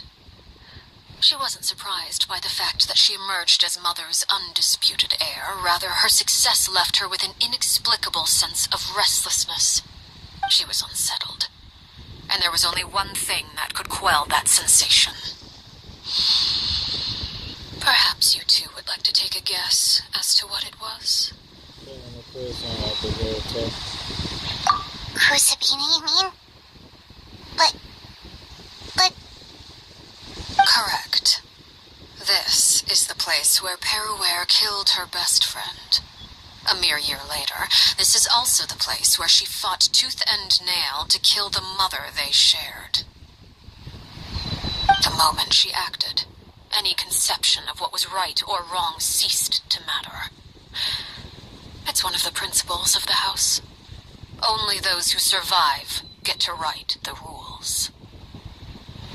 Peruere won the battle, and became a harbinger herself, after which Her Majesty, the Tsaritsa, bestowed upon her a new name, Arlecchino.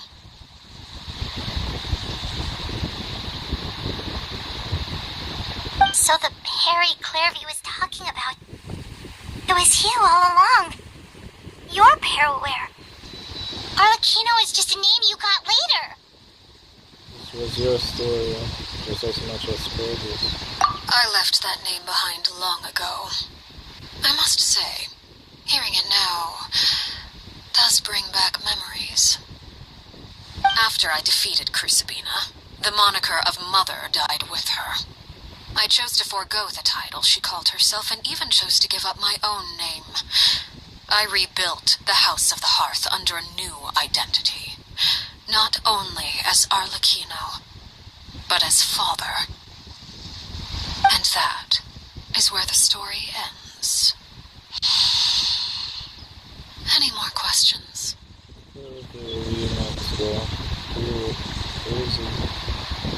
Who is she exactly? Yeah. Based on what you just told us, Clairvy wasn't a little kid when she was killed. So the Clairvy we met, was she really a spirit at all? I suppose you could call her an illusion born of flame. Her existence is like ashes to a fire.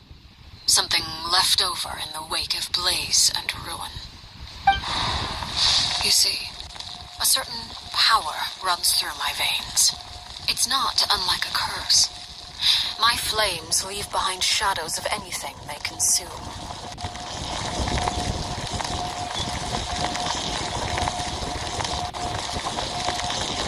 Of course, the chances of those shadows morphing into a sentient entity are exceedingly slim. Clairvy is a very special case. Clairvy died when she was 16 years old. But what emerged from the flames was her 6-year-old self. Her appearance wasn't the only thing affected. Most of her memories were lost to the blaze as well. Memory is a mysterious thing indeed. Losing a portion of your memories will alter your sense of self. Lose 10 years' worth, however, and it would be like living in the past. Like returning to a version of yourself that never grew up. No wonder Paimon got such a weird feeling when we were talking to her. Perhaps I should put it this way. Clairvy is someone trapped in time. It may seem like she exists with us in the present, but she truly lives in the confines of her own past. So if all of that is true, then you must have known about Clairvy for a long time. Indeed. She's a rather volatile and unstable entity. Sometimes she would look after the children. She's even saved some of their lives. But other times, she would hide from me and become obsessed with revealing the truth about the house to anyone who will listen. Shadows don't have the capacity to learn or grow. Any new information they encounter is quickly forgotten over time. Your attempts to expose Clairvy to sunlight, they failed, yes. The reason is actually quite simple. In Clairvy's mind, the house is impossible to escape, and it is this very perception that traps her there. But no matter. All I have to do is kill her again, and all will be resolved. I don't anticipate so much as a single speck of ash will be left behind this time. Wait! Paimon can understand why you might want her gone, but isn't there another way? So what if she's trapped in her 6-year-old self? She's still your friend! At least talk to her first! It's too late for that. She broke the rules, and now she must be punished. That goes for Filial and Nentoy as well. She's had quite the effect on them. I hope you understand. The difference between Crucibina and myself lies in our formulation of the rules, not our policy for enforcing them. Upholding the rules without question is a trait we both share, because that is how a household should be run. Is this really what you want to do? Whatever could you mean? Don't you want to say a proper goodbye at least?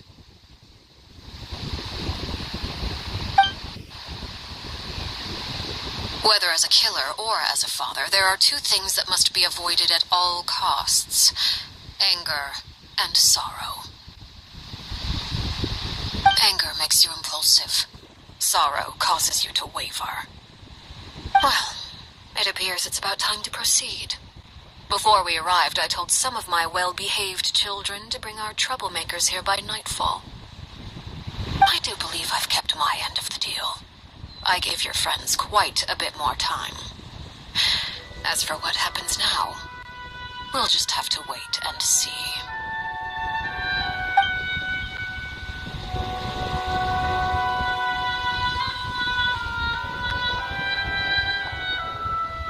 Here they are, Father.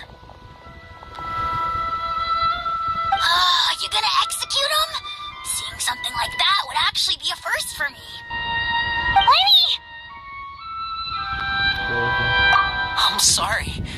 I heard about how you helped buy us more time. But I still failed. I couldn't find a way to fulfill her wish. Huh? Are you... Perry? Indeed, it's been a while, Clairvy. Perry! Shh, stay right there. I'm sorry to postpone our reunion, but first I believe certain scores need settling.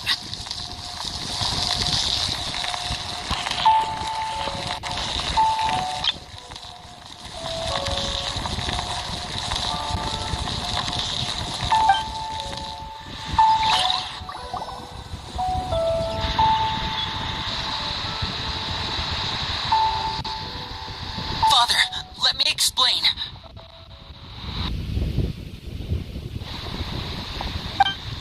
Out of my way. Father!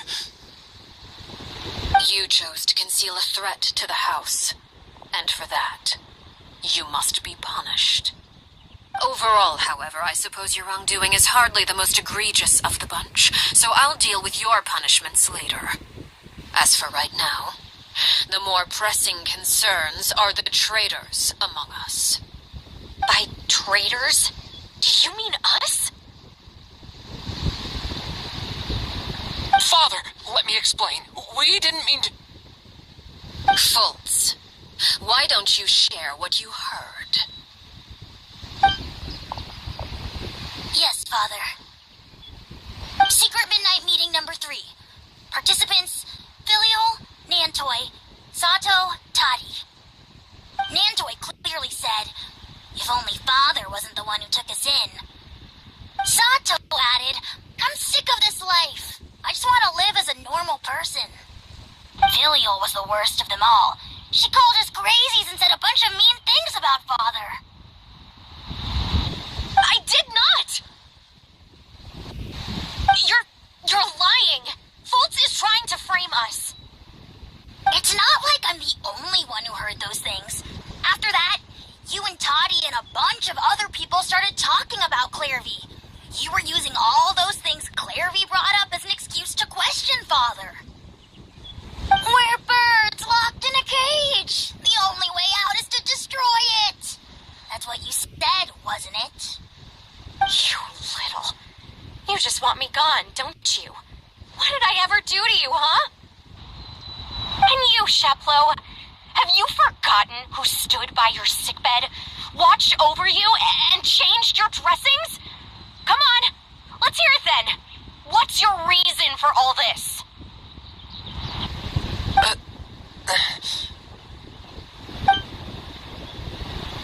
You're wrong, Filial. We don't want you to die. You're our family. Liar. You wouldn't be doing this if that were the case. So why? Why have you backed us into a corner? We all live in the House of the Hearth. You know the type of work we do, Filial. A single betrayal can cost dozens of us our lives. It's not like it's never happened before. That kind of thing is hard to forget. That's why the House of the Hearth cannot tolerate any form of betrayal. Ever since we came to Poisson, you've had 7 secret meetings. A lot of the things you talked about really crossed the line. You've been spying on us for half a month? Wait a second. Now that I think about it, the move to Poisson was just a way to make it easier to spy on us, wasn't it? Because we were all in one place. You've had this planned all along. Filial, Nantoy, I'm sorry. I owe you both my life. I owe Clairvy too. If it weren't for all your help after I got poisoned, I wouldn't be standing here today. If this were any other situation, I would do anything to repay that kindness, even if it cost me my life. But rules are rules. I'm sorry. My hands are tied. Why? Why? That's enough, Filial. We made a mistake, and we should own up to it.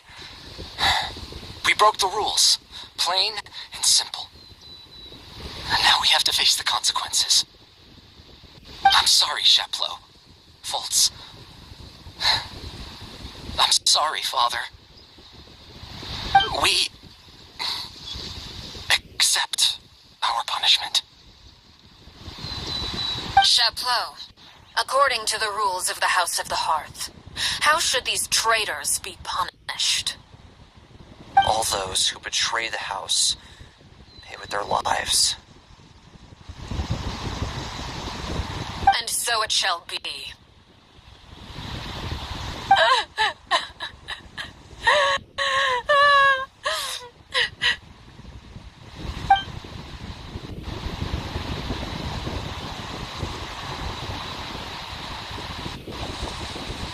Father, please wait! Something you want to say, Linny? Please reconsider, Father. What Filial and the others did, does it really count as betrayal? We all come from broken families. From the very first day we joined the House of the Hearth, we wanted nothing more than to make it a real home. But the truth is, none of us know what a real home should look like. I'm not saying I have all the answers. All I know is this. Killing Filial and the others may uphold the rules, but doing so will only bring us further away from being a real family than we've ever been. So please, Father, please reconsider. I agree with Linny. Father, please. Linny, you...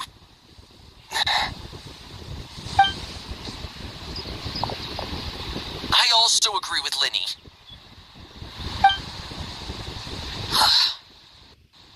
An order once given cannot be rescinded. However, given the extent of your determination, I suppose we shall have to go about this a different way. Draw your weapons and face me. Our weapons? Father, are you referring to a duel? Precisely. The rules of the house will not be altered. Traitors must be punished. However, resolving disputes with a duel is also one of our rules, one that also applies to me. Demonstrate a sufficient showing of strength, and I shall offer a concession. Wait. Beat Father duel? Impossible. Father is way too strong, even for Linny.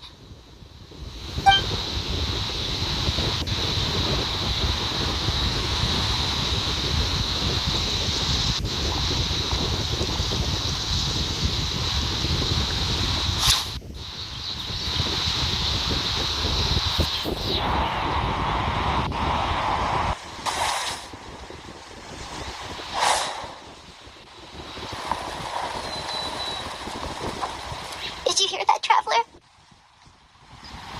Lenny and the others have to duel the knave. What should we do? Can they really win something like that? If they lose, those people from the house are really going to be executed. Hey, are you listening?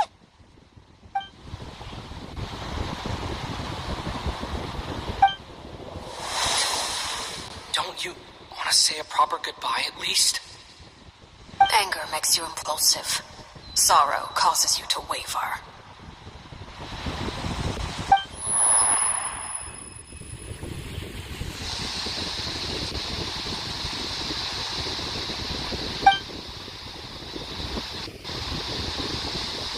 Oh, looking at that expression on her face, she seems really serious about this. Guess that means there's no chance she's throwing the duel on purpose, huh?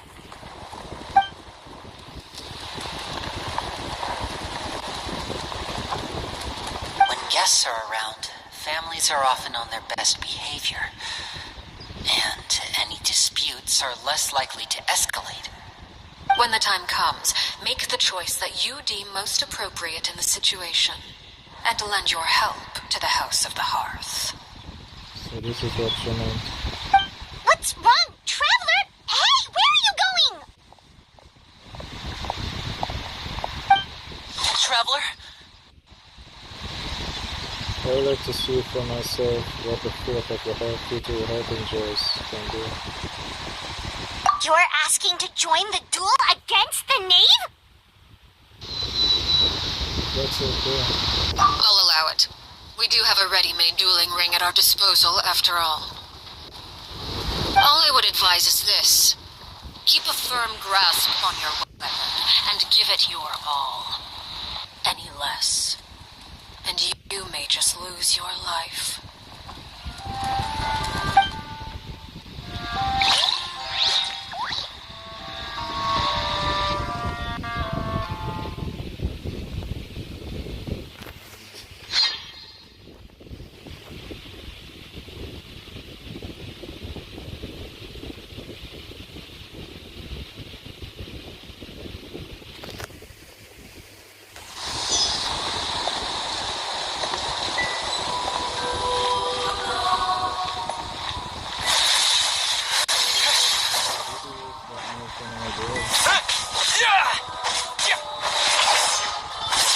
Is it my turn now? With these rising flames.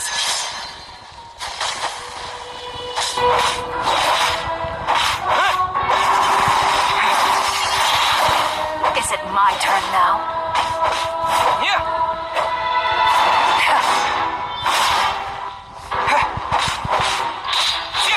Father's even stronger than I expected. Is it my turn now? With these rising flames.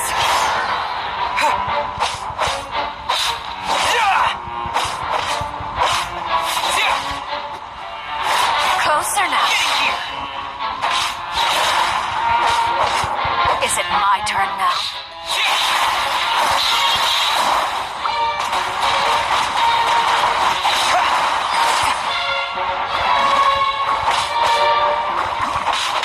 Is it my turn now? Now's our chance.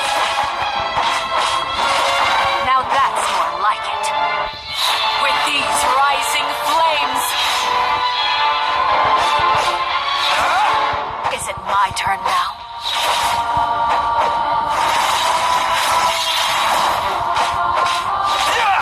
Are you all right?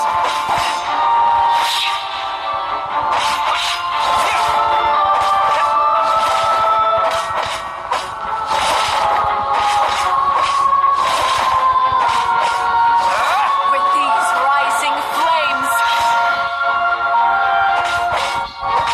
If I really have to draw my blade out, then spare your energy. Running is of little use. The countdown has begun. Have a taste of courage. Watch out for Father's movements.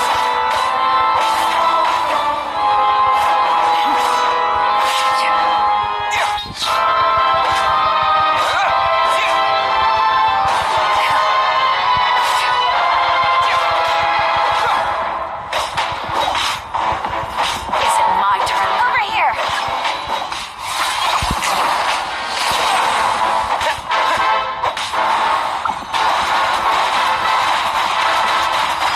Water jet.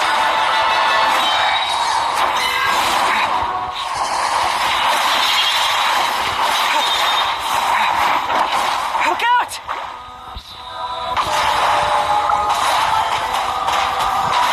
Go! Spare your energy. Running is of little use.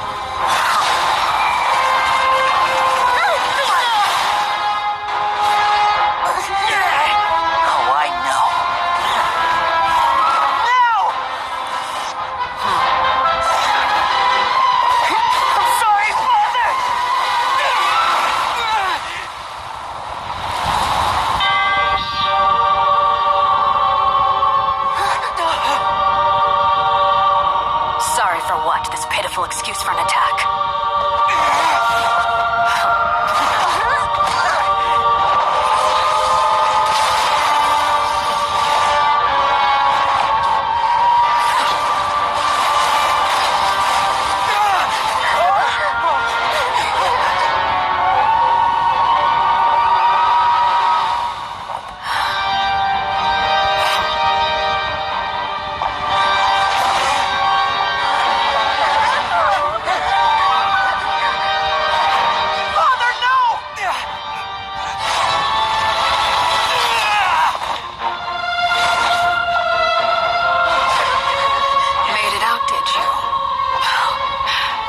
Stronger than I expected.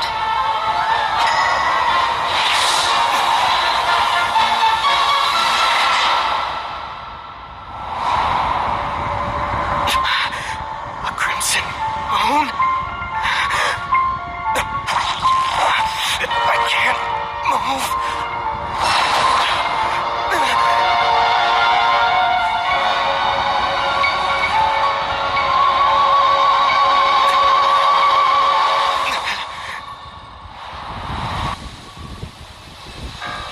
Still, not strong enough to beat me.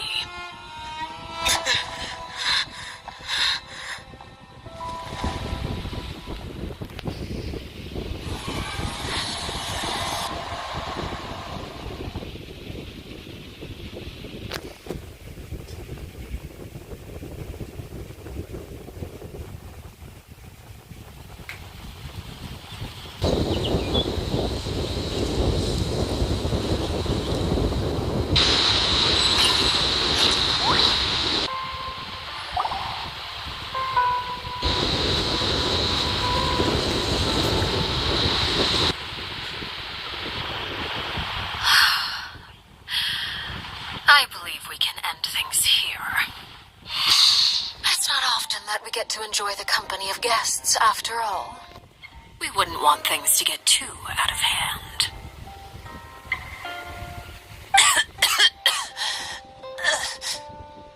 Brother, are you alright?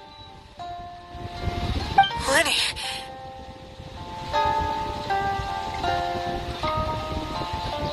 Given that I am the victor of this duel, as agreed, the punishment stands.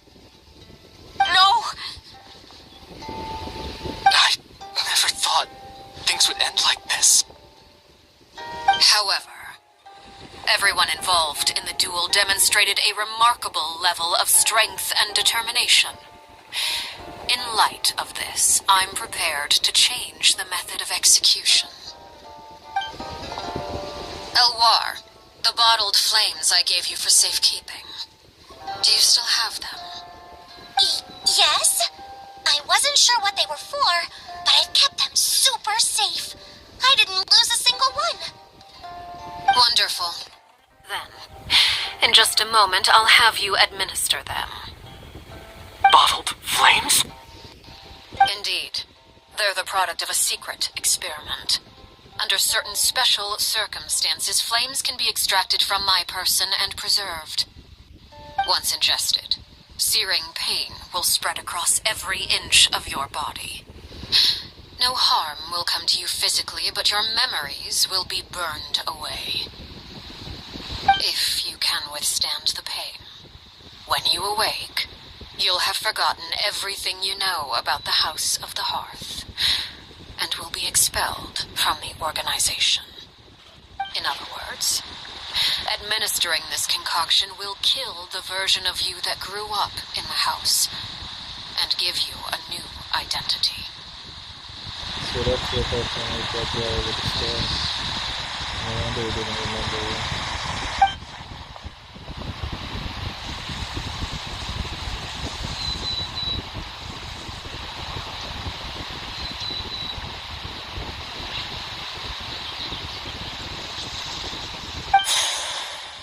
Memory is a mysterious thing indeed. Losing a portion of your memories will alter your sense of self.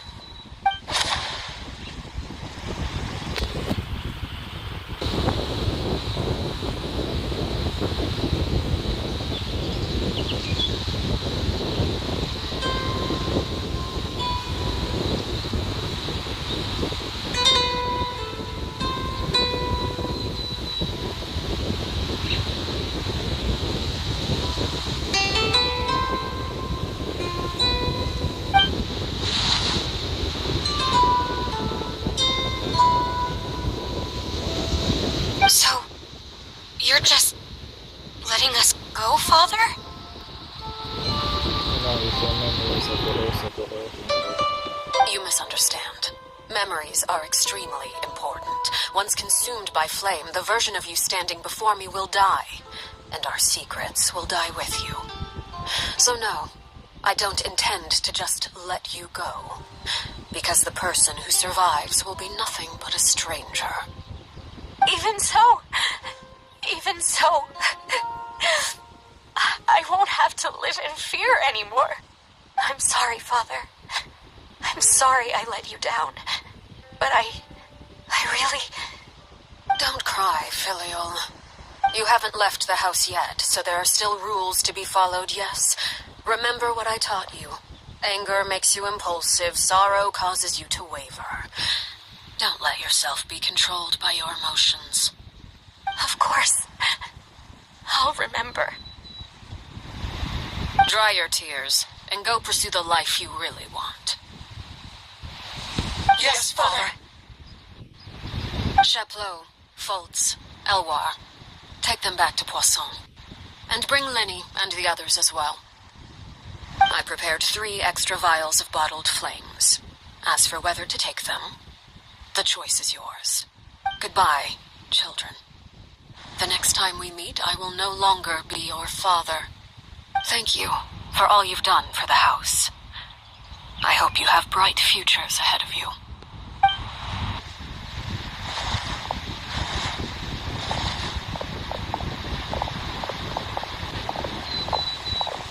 Father!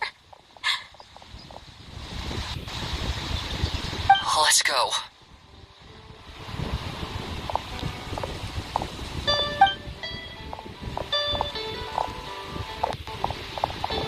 Here, grab my arm, Lenny. I'll help you walk back. Thank you.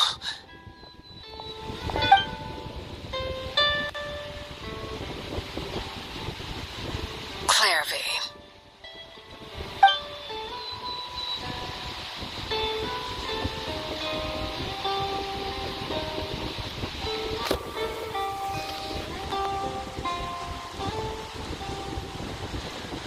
Can we talk now? I've been waiting for a super long time.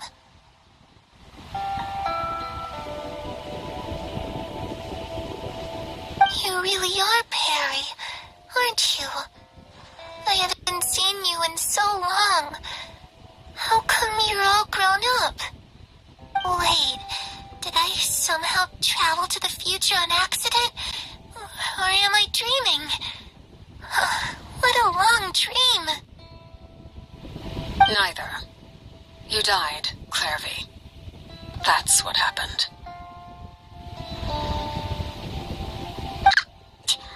You could have at least sugarcoated it a little. Look, she's still speechless. This really was Curtis younger self. Then I would say she's probably about in the place. Oh. Okay then. Huh? That's it? You accepted it just like that? Yep. If that's what Perry says happened, then I believe her. Perry wouldn't lie to me. Plus, I don't really need to know why I'm like this. I'm more curious about what happens in the future. If you're a harbinger now, Perry, that means Mother is gone, isn't she? Can you tell me about it? I want to know what happened to her. And to me. You never stopped trying to defy fate. At first, no one believed you. You could only vent your frustrations to the moon. In fact, you often sought comfort in the night sky. You wanted to see the aurora, so one night we promised each other we would go to Snezhnaya to see it together. Later on, you tried to run away, but you were brought back each time. Mother spared your life, but it wasn't out of kindness. Instead, she decided to make an example of you by slowly torturing you over time. That way, the other children would know what happens to traitors. Still, you never gave up. Mother hoped that through ruthless duel after ruthless duel, she would be able to crown an ultimate victor among the children she raised. But you called on everyone to unite, to fight to a draw in order to reduce casualties. Your efforts may have only delayed the inevitable, but still. You gave them hope. You tried everything you could think of, but every attempt ended in failure. Still, you never turned your sword on Crucibina, and you never turned it on me. On that gloomy day, you told me, "For the last 16 years of my life, I've done everything I can to fight for freedom.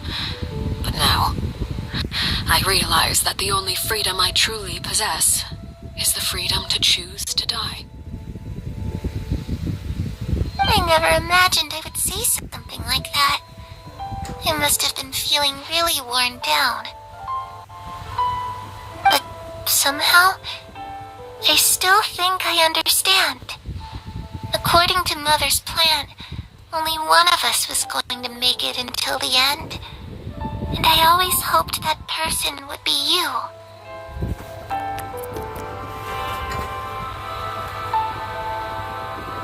If I could do it all over again, I still don't think I would make a different choice. Even when I first met you, I knew you'd be able to do what I couldn't.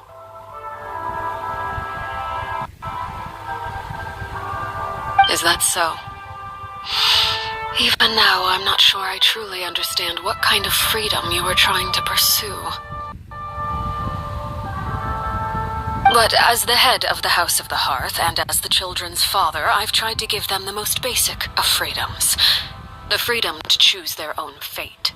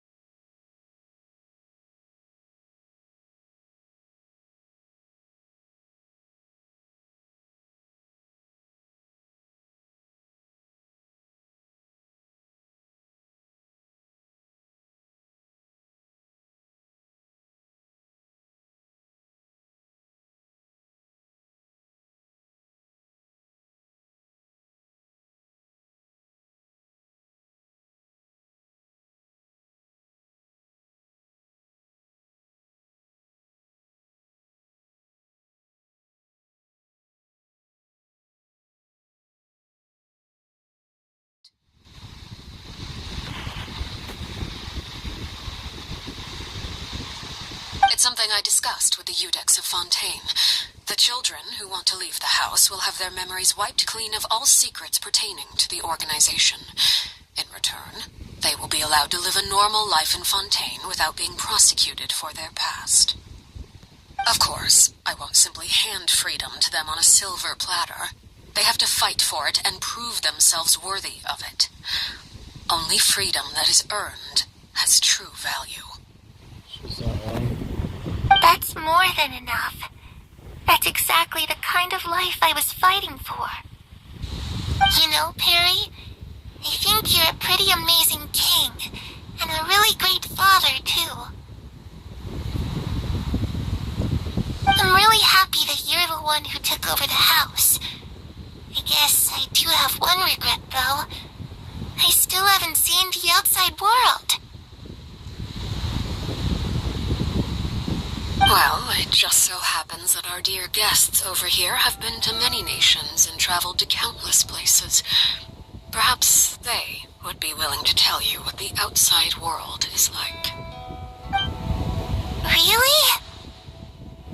Of course! We've traveled all over the place. We've got so many stories, we could probably talk your ears out for 3 days straight.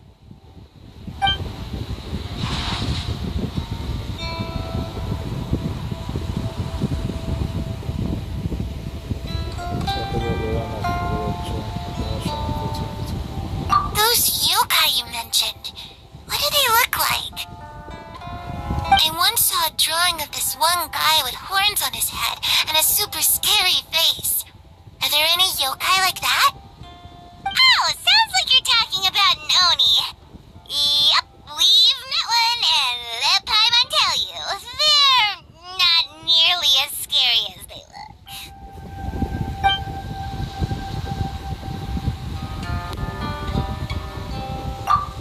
You know, I used to dream of being a bard. Playing the lute while singing into the winds of freedom. Even if there was no one there to listen, I would have continued to sing no matter what.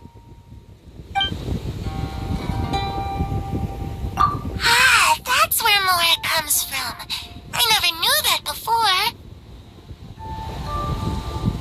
If I had some Mora, I would buy 3 new dresses. One for me, one for Perry, and one for Mother. It's just too bad Perry doesn't like wearing dresses. And Mother, well, she probably wouldn't accept something like that either. Hey, I guess I'd just have to keep them all for me then. I could wear a different one every day.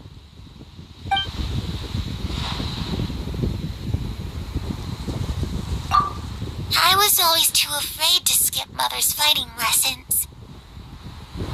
But at the academia, I bet you could do all sorts of secret things in class. Things that have nothing to do with studying. I'm just kidding. Being able to study whatever you want without having to fear for your life actually sounds pretty great.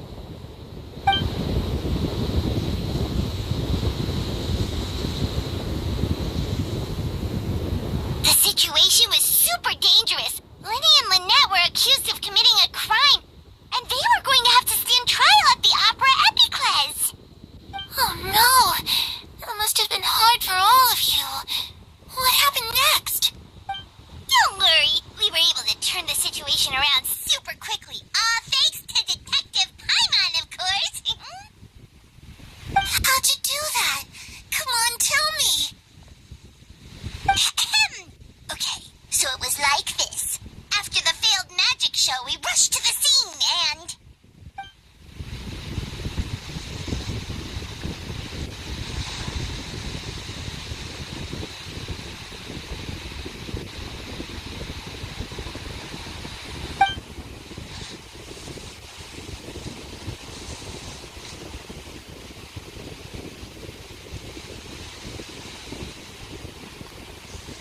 Shadows don't have the capacity to learn or grow. Any new information they encounter is quickly forgotten over time.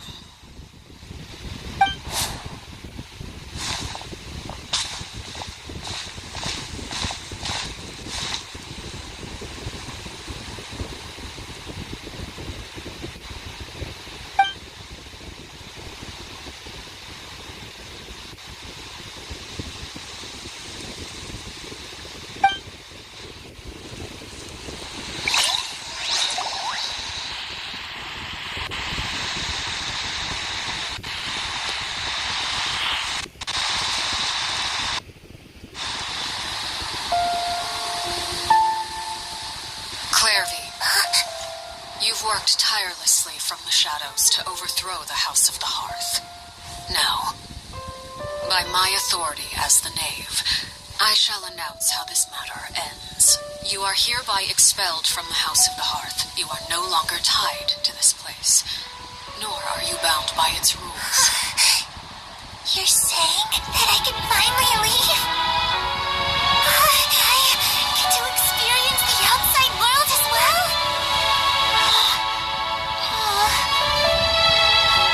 Oh, I almost forgot. There's no getting older for me. Still, seeing who you grew up to be makes me really happy, Parallel. Take care of yourself. Goodbye. May we meet again someday.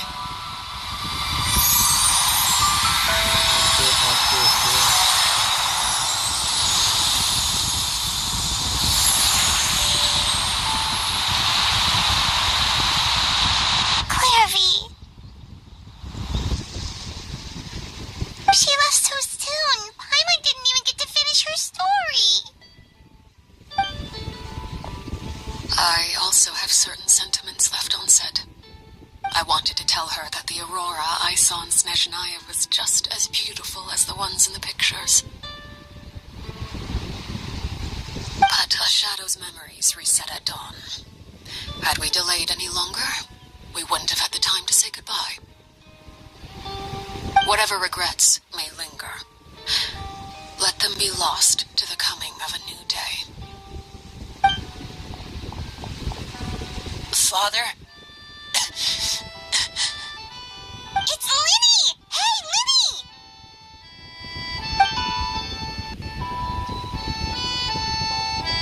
What is he doing back here? Let's go check it out.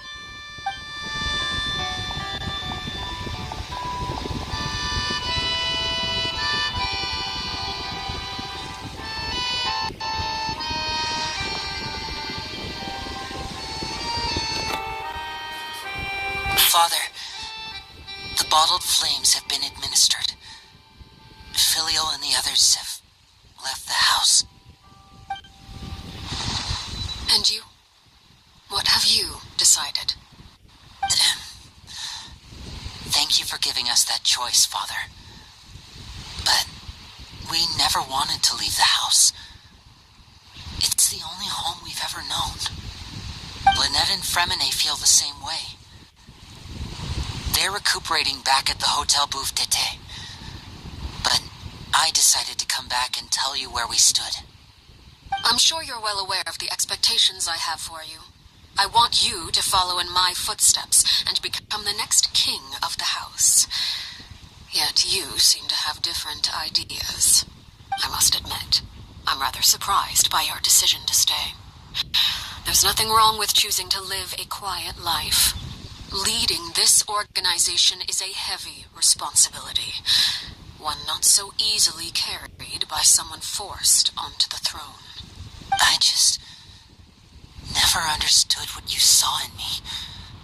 What made you believe I was deserving of that throne? You're brave, talented, and, most importantly, you cherish your family. You would do anything to protect them, even if it costs you your life.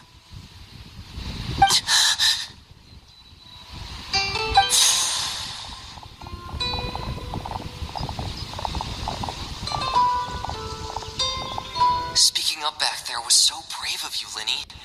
It's all thanks to you that we were able to convince Father to back down. You're a hero, Linny. Hero. Father is the real hero. Had Father gone all out during the duel, there's no way I would have walked away with my life. She must have had it all planned from the beginning, from the very moment she suggested a duel. I noticed that too. The fighting style was different. There's somebody doing it. I'm not deserving of that title. I'm not strong enough or smart enough. You're wrong. my opinion, all you need to be deserving of the throne is conviction and the necessary strength to act on it.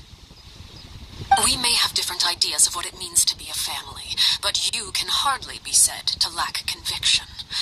What you truly lack is strength. For someone of your talent, though, that's something that will come with time. Even without that strength, you still chose to face me in a duel, even though the odds were stacked against you. That capacity to honor your convictions is what I truly see in you. Father. No one knows what the future holds, what tragedy or triumph may be in store. Being at the head of this organization requires the strength of will to face whatever comes. Caution will only hold you back. If reaching a certain standard were required to go after what you want, I would never have succeeded in killing my predecessor. Back then, there was still a considerable gap between our abilities.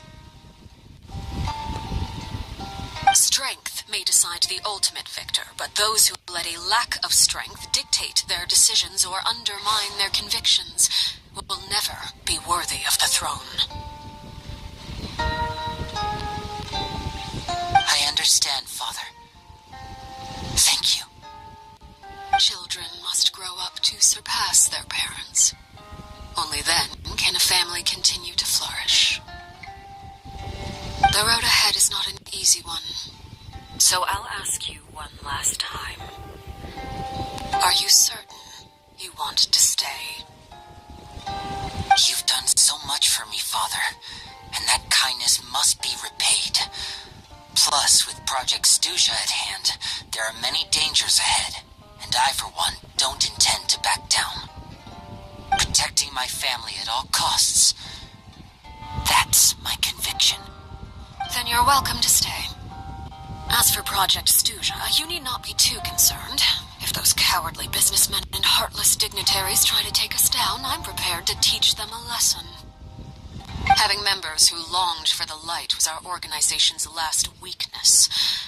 With those members no longer among our ranks, the House of the Hearth is like a spider hiding in the shadows. We need only wait for our prey to come to us.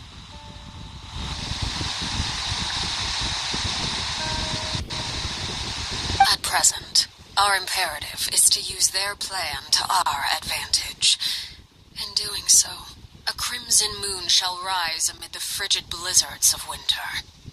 No demonstration of loyalty shall go unrewarded, and no sacrifice shall be in vain. As for the two of you, whether we meet again as friend or foe, I'll remember the camaraderie we shared in this moment. No matter how arduous the journey ahead, I hope we both reach our desired destination.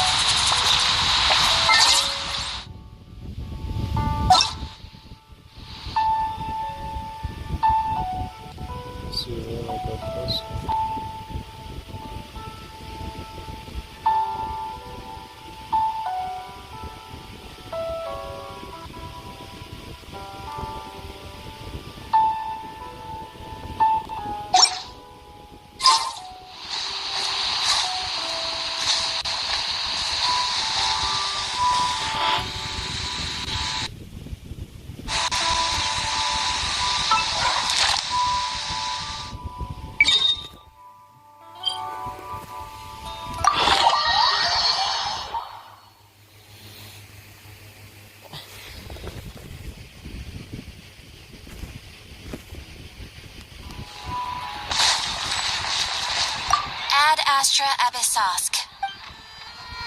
Thank you for completing today's commission.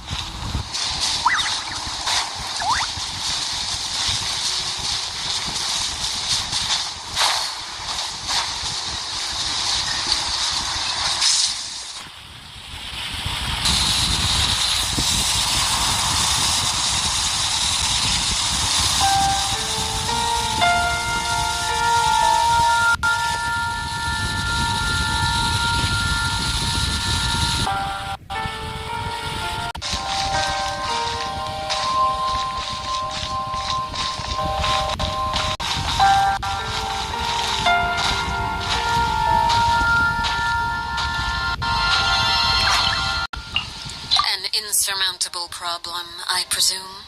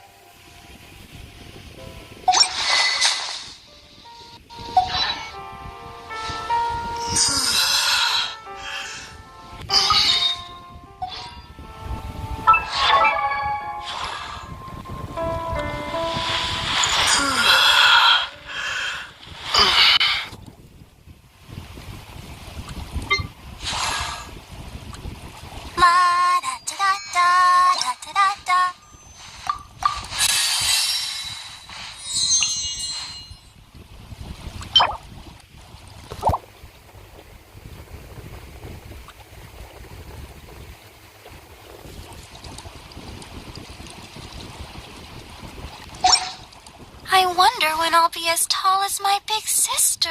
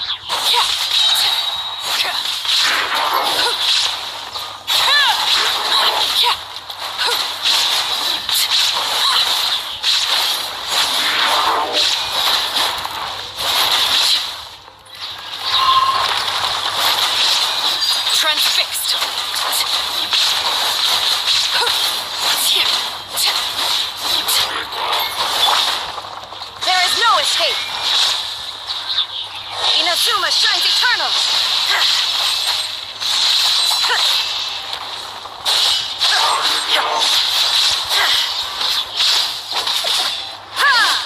Shine down!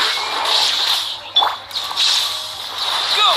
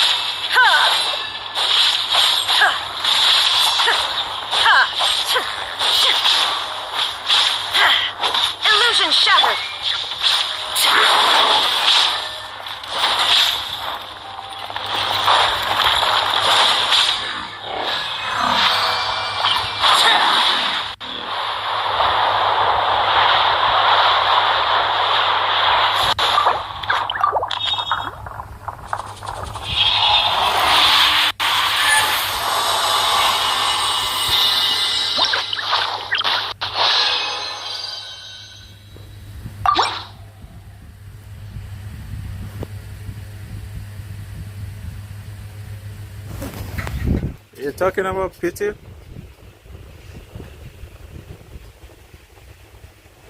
For pity around 65.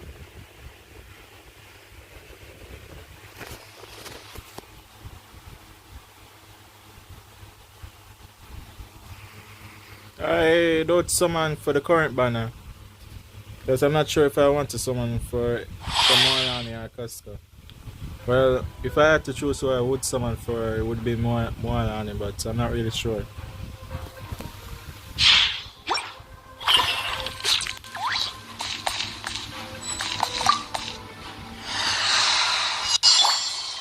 There is no escape!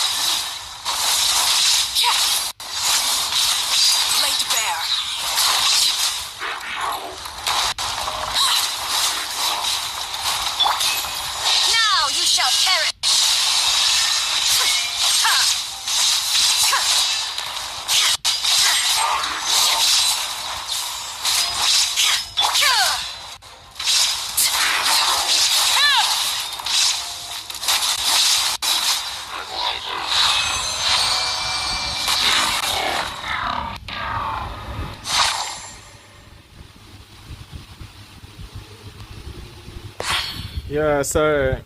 It's because my internet is not that good. My Wi-Fi, I mean.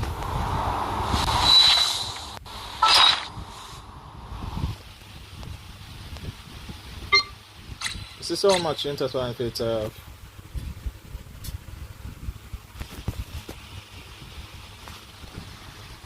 I'll just saving up my interconnected for 5-star career or 5-star gear since I don't have any. Since I'm not really sure if I shoot someone in this moment.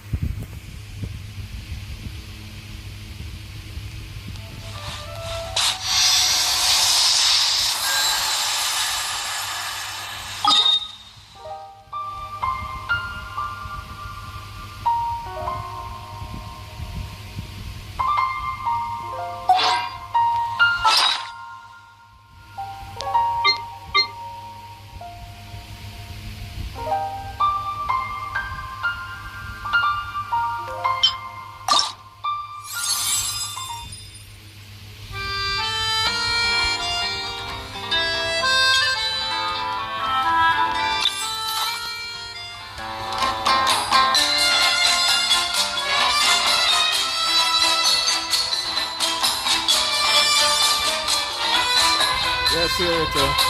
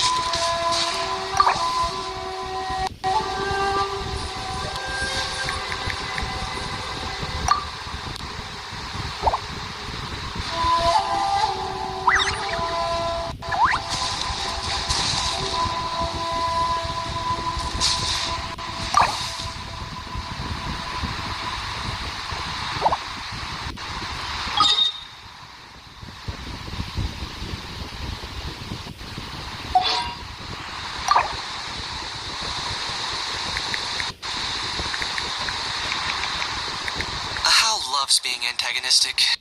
Just ignore him when he's mouthing off. Don't let him get under your skin. I dare you to release me and say that to my face!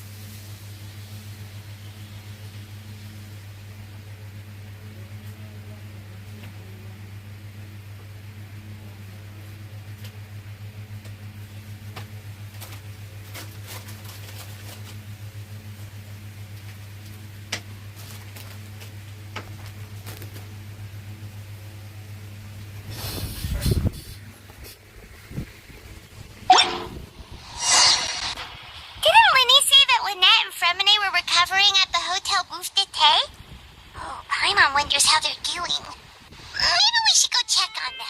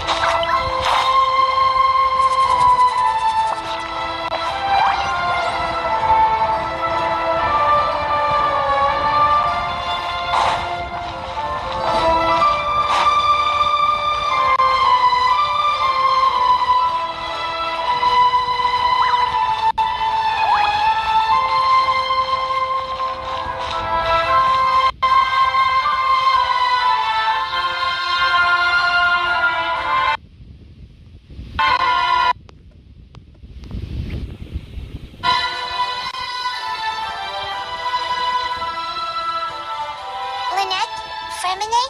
How are you feeling? Much better. Ja, dat is ook zo goed. What a relief!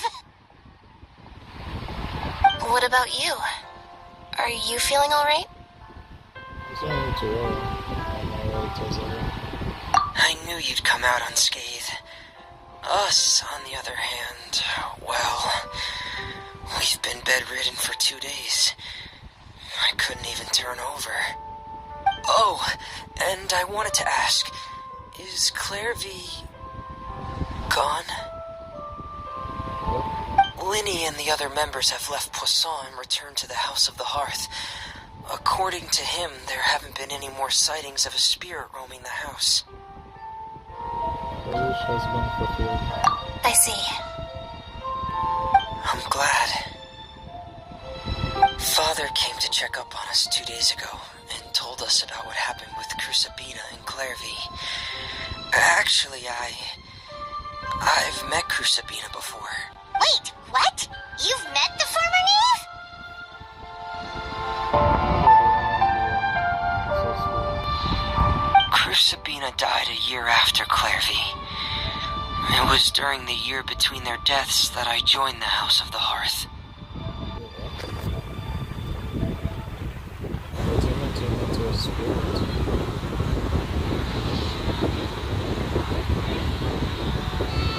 Crucibina had an extremely cruel and radical way of doing things. While she was alive, the atmosphere in the house was suffocating. When I joined, though, the experiment she valued so much had already come to an end, and all the people involved, dead and injured alike, are gone. Crucibina never talked about the past with us newcomers. A couple of months after I joined, Father killed Crucibina and burned all her files. With that, the names of all the people subjected to her experiments, Clairvy included, were lost to the flames, along with the painful memories they represented. Father took in Linny and me a couple months after that, but she never mentioned anything about Crucibina or Clairvy. It really seems like something she was planning to keep to herself. The last time you talked to her, did she mention why she kept it a secret for so long? She said she didn't want us to be affected by the darkness of the past. She was worried we'd develop a false sense of gratitude towards her if we knew about it. The foundation of a family should be free of any corrupting influence. Whatever happened in the past, it has nothing to do with who we are now. And that's what Father told us in the end. But I still thanked her for everything. It was only after hearing about what Crucibina did that I finally realized how insignificant our lives could have been. The members of the house meant nothing to her. To say that she valued them in any way, even just as a tool, would probably be giving her too much credit. If Father hadn't taken over the House of the Hearth, I probably would have already. Father rarely brings up the fact that she saved us. She doesn't believe that being indebted to her should be what ties us together. But even if we didn't owe her anything, we would still choose to stay. Because this is our home. We may have arguments or times when we feel wronged. Some people may even choose to leave. But as long as Father is here, we will always have a home. Whether the path before us is bathed in sunlight or shrouded in shadow, we'll follow Father wherever he chooses to go. So I wanted to say thank you for helping us make it through this crisis. Without your help, we could have lost a lot more along the way. Oh, we didn't do anything, really. Of course. You're welcome anytime. Are Filio and Nantoy okay? I actually saw them at a cafe this morning. They didn't recognize me. From what I could tell, they were drinking coffee and talking about one of the operas that started running recently. They seemed happy. If I had to take a guess, I would say they finally found the kind of life they always wished for.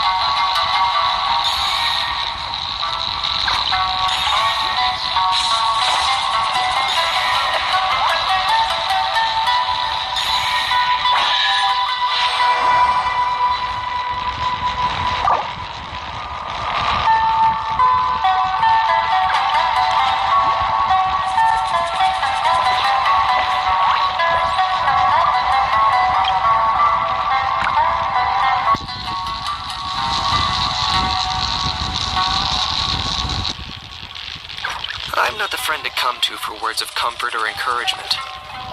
But when it comes to weighing the costs of your actions, ask away.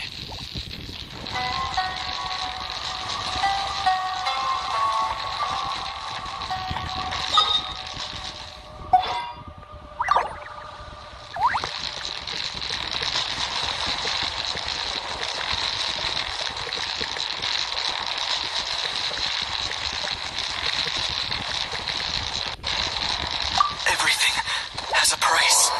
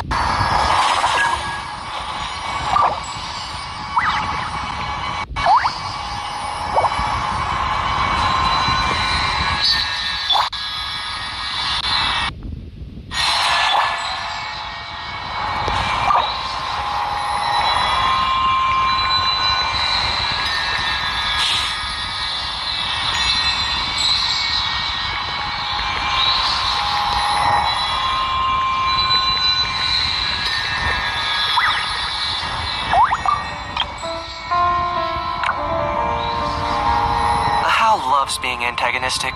Just ignore him when he's mouthing off. Don't let him get under your skin. I dare you to release me and say that to my face!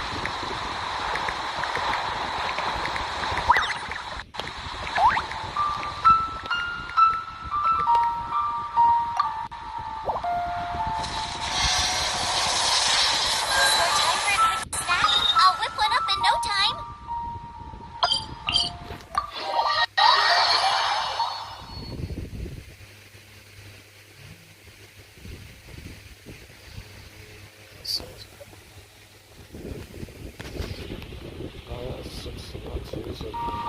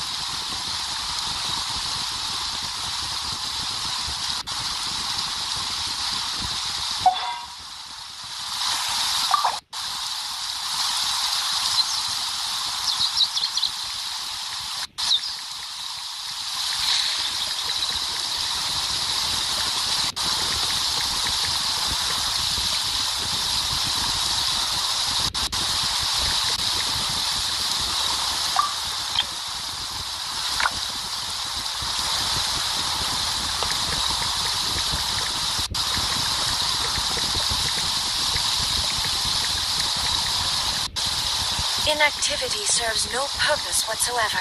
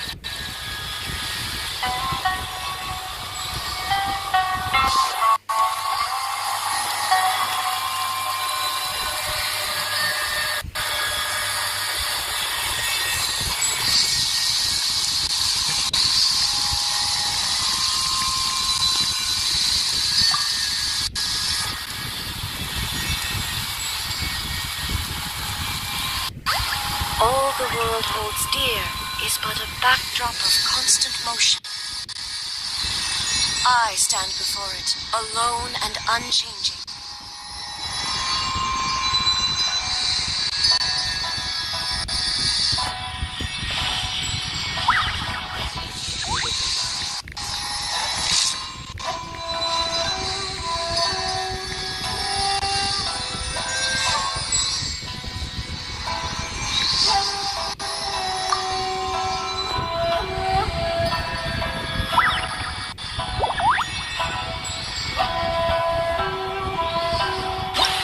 Inactivity serves no purpose whatsoever.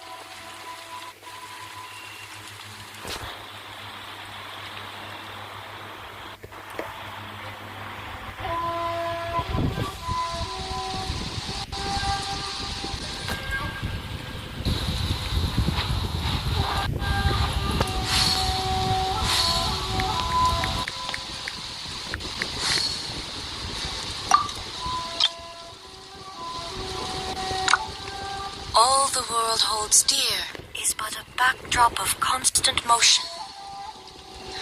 I stand before it, alone and unchanging.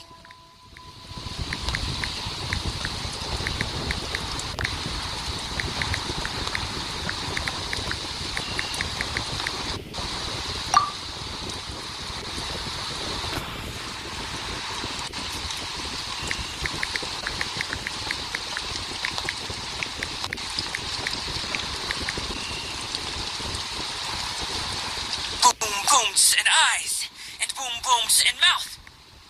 And The world remains constant over the centuries.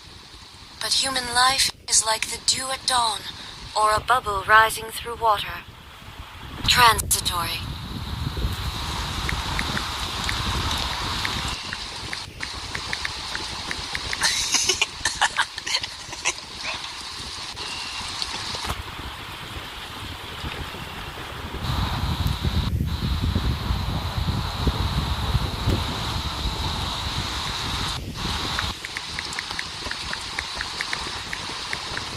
Pot of tea with a couple of nibbles, some seasonal greens, and a piping hot bowl of fresh congee. That's a dope breakfast right there. The perfect way to start your day.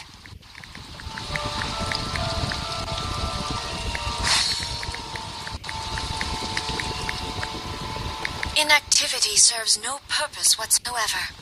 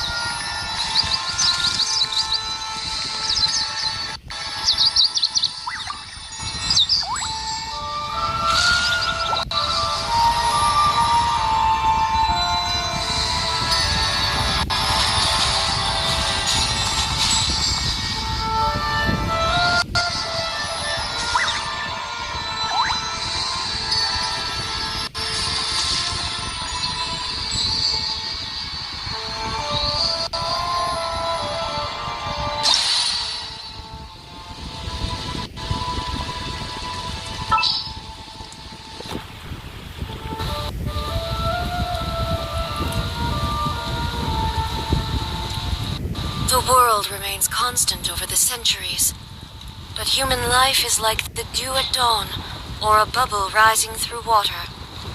Transitory.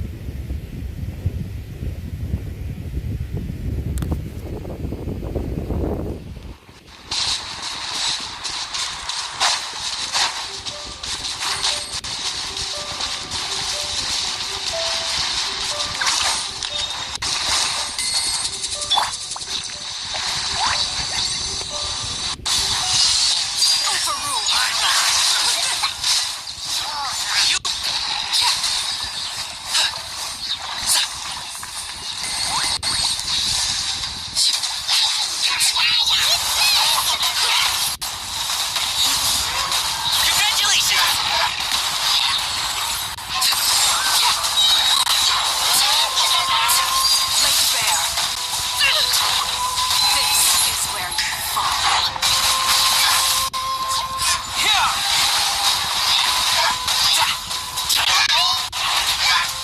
Forget about me.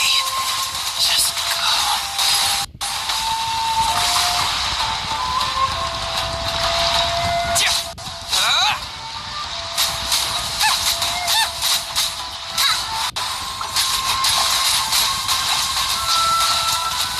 Water jet!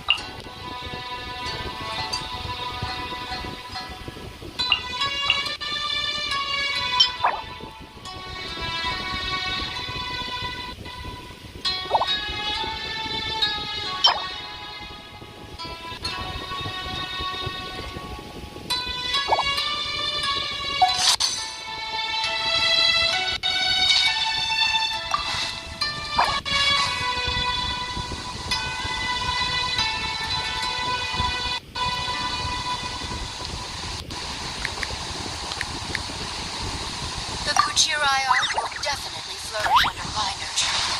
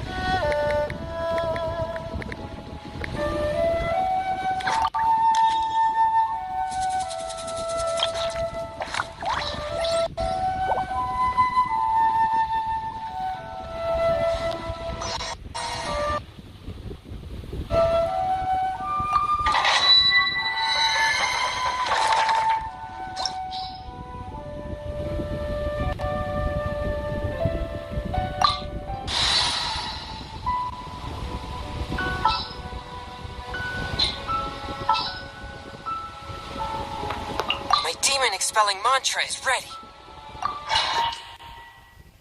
So,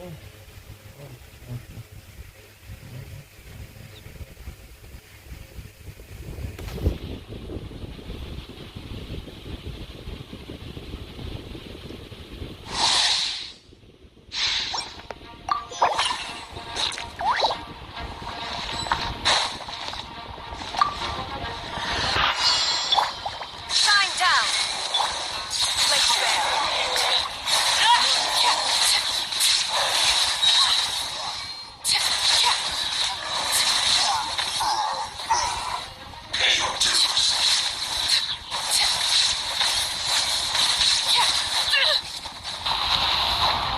Overrule!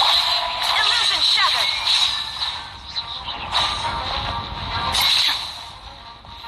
Now you shall perish! Shine down! But how?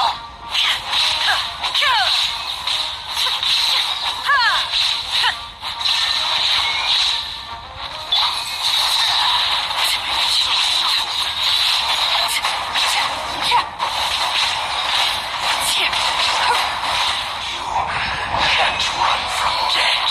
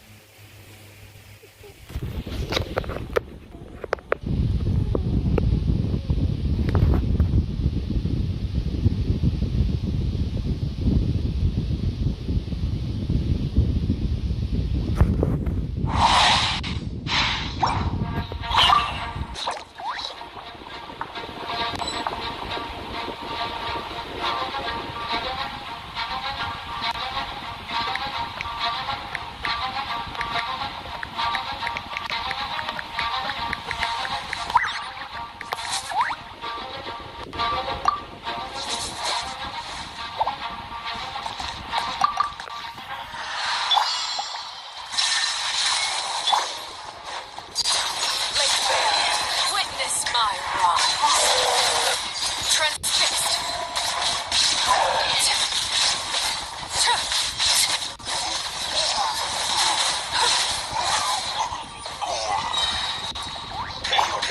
Force my blade. Inazuma shines eternal. There is no escape.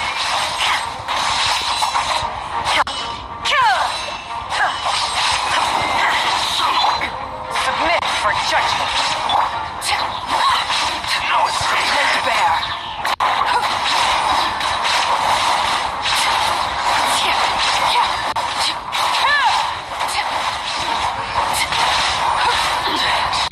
Everlasting as the moon.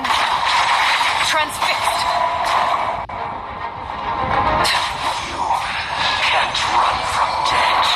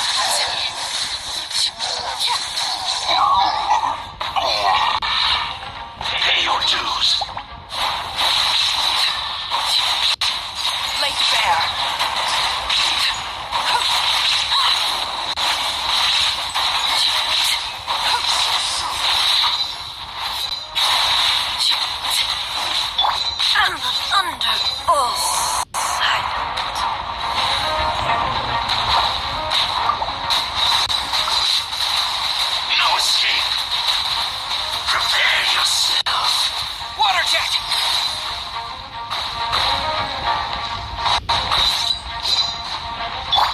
There is no escape. Overruled. Commendable. This is where you fall.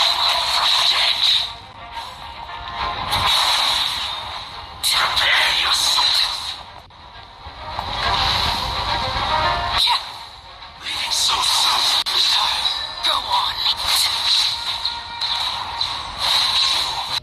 Yes, from dead.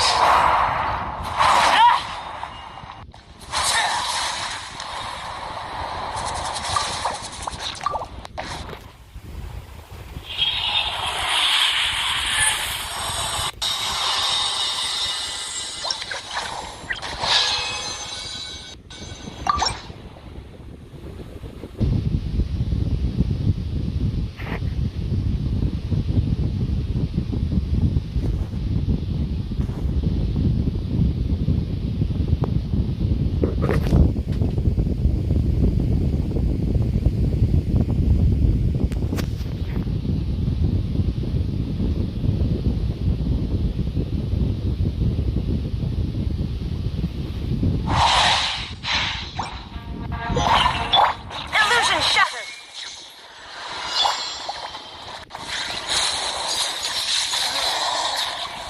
Everlasting as the moon.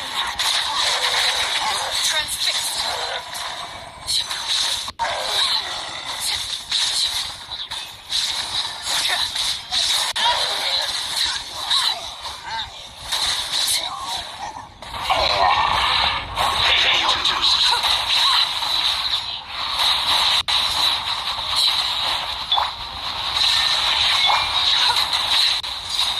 Laid bare.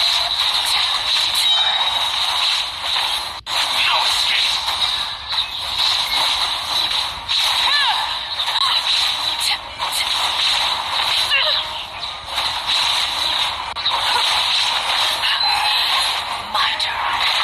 This is where you fall.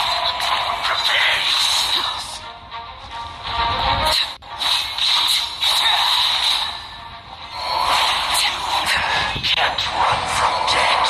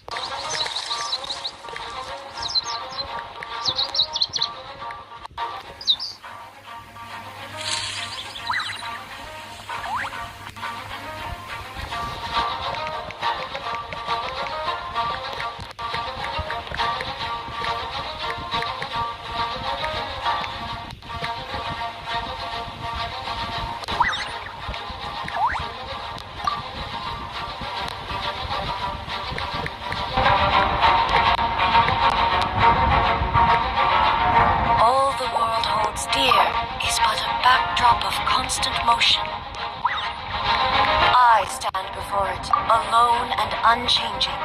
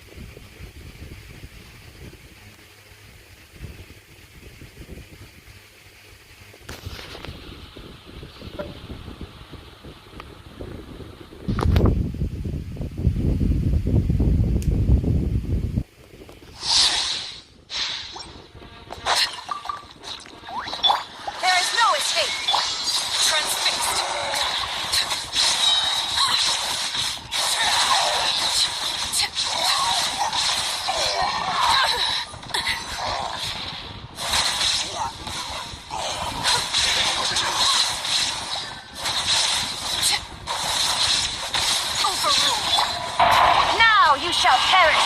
Illusion shattered.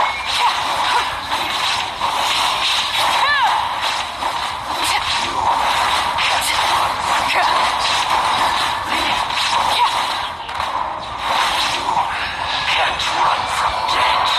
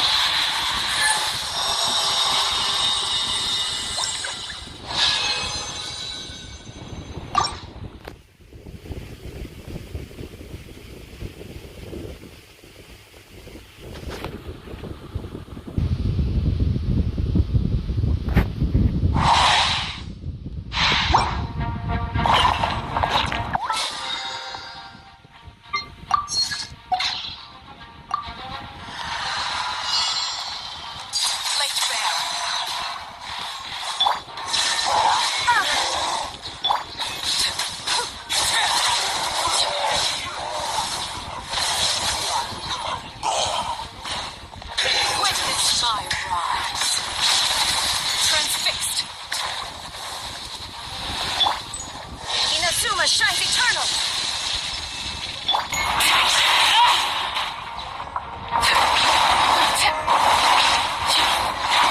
No escape. Wanted my full attention, did you? Overruled. This is where you fall.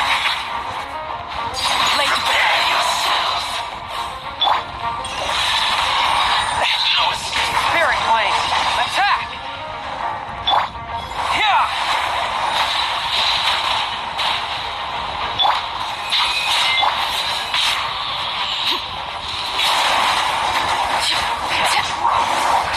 Can't run from death.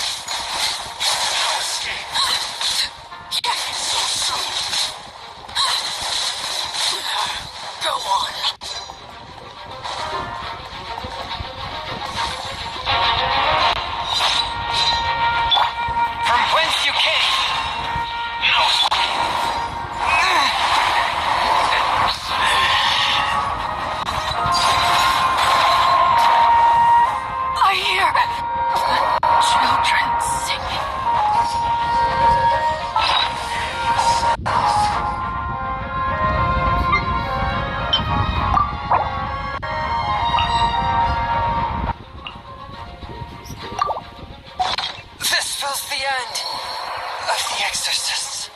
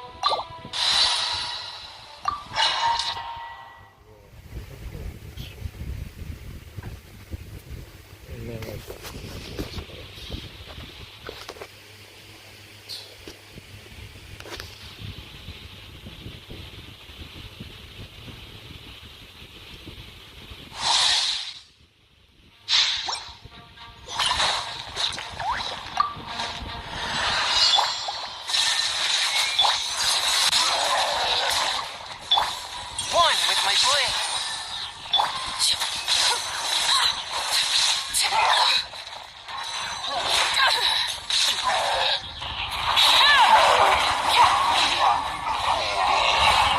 your dues.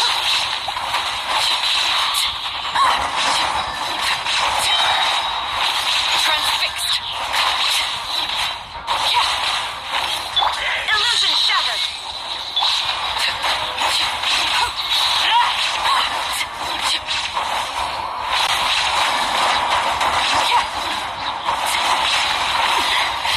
Commendable. Witness my rise. Laid bare. No escape.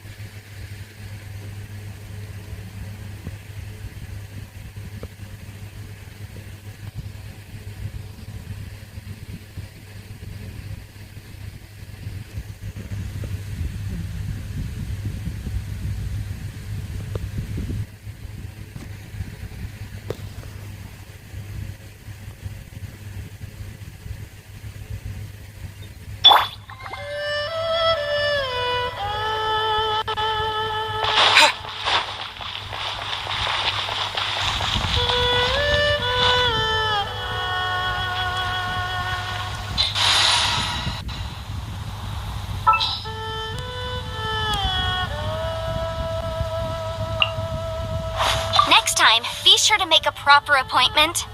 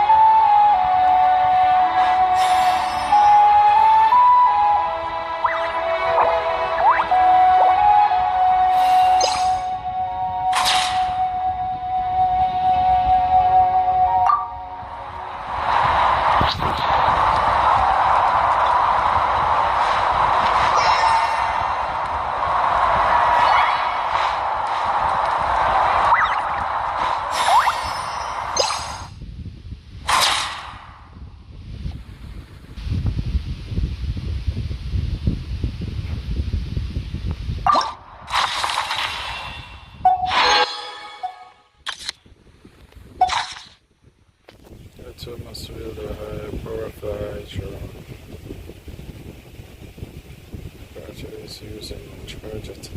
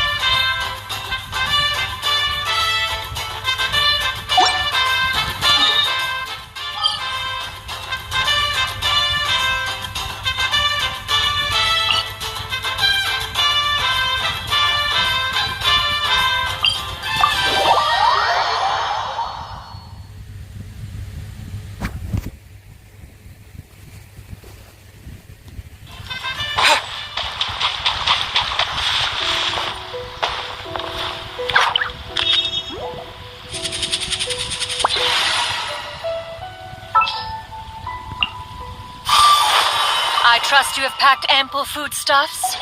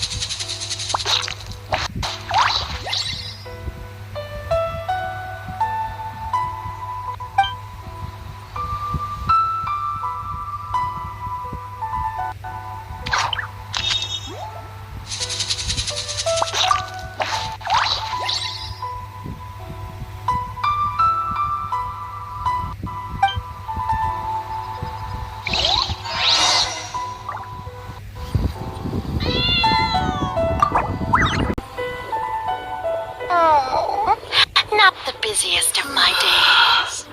I suppose I'm doing a good job taking care of the shrine.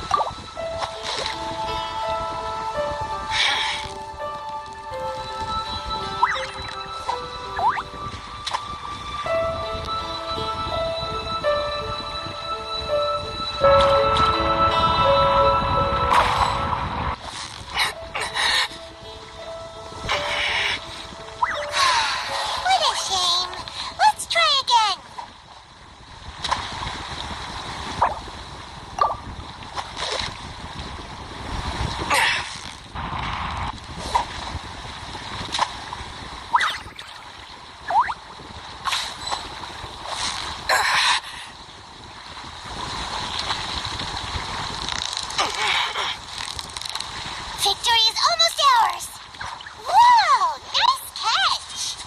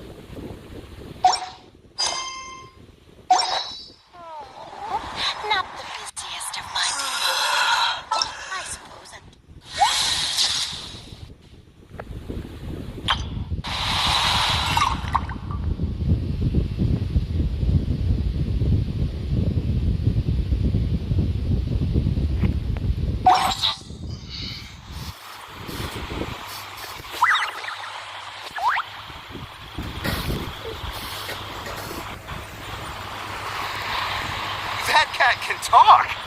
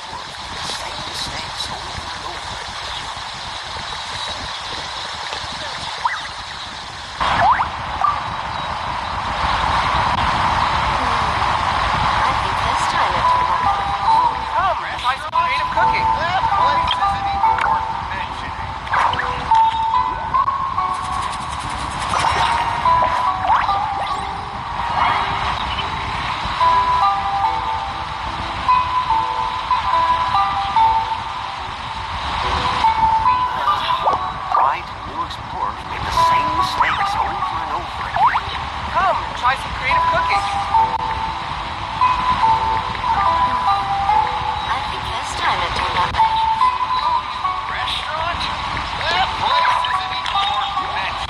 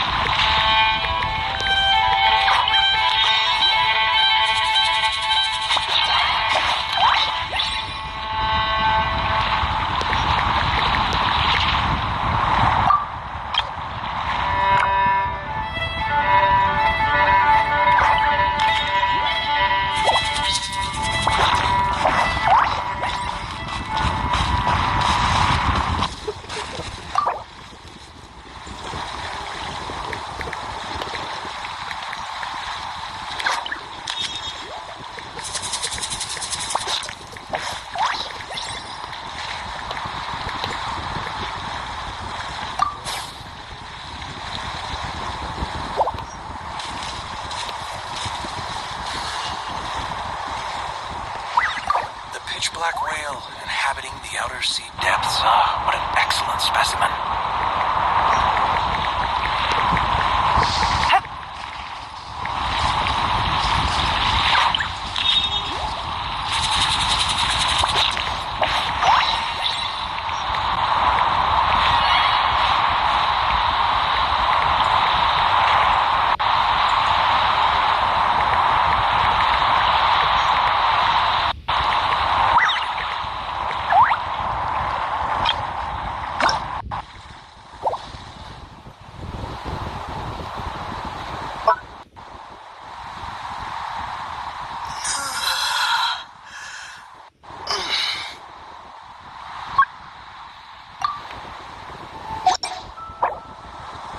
Black whale inhabiting the outer sea depths. What an excellent specimen.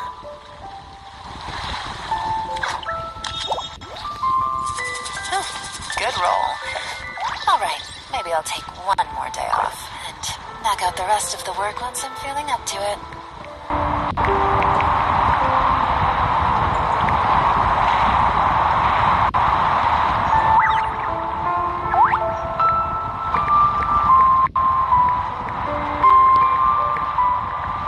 Black whale inhabiting the outer sea depths.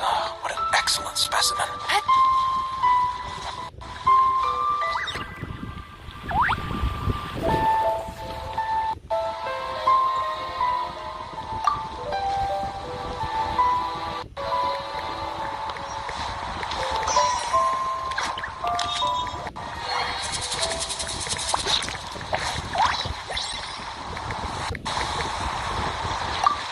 Black whale inhabiting the outer sea depths. What an excellent specimen.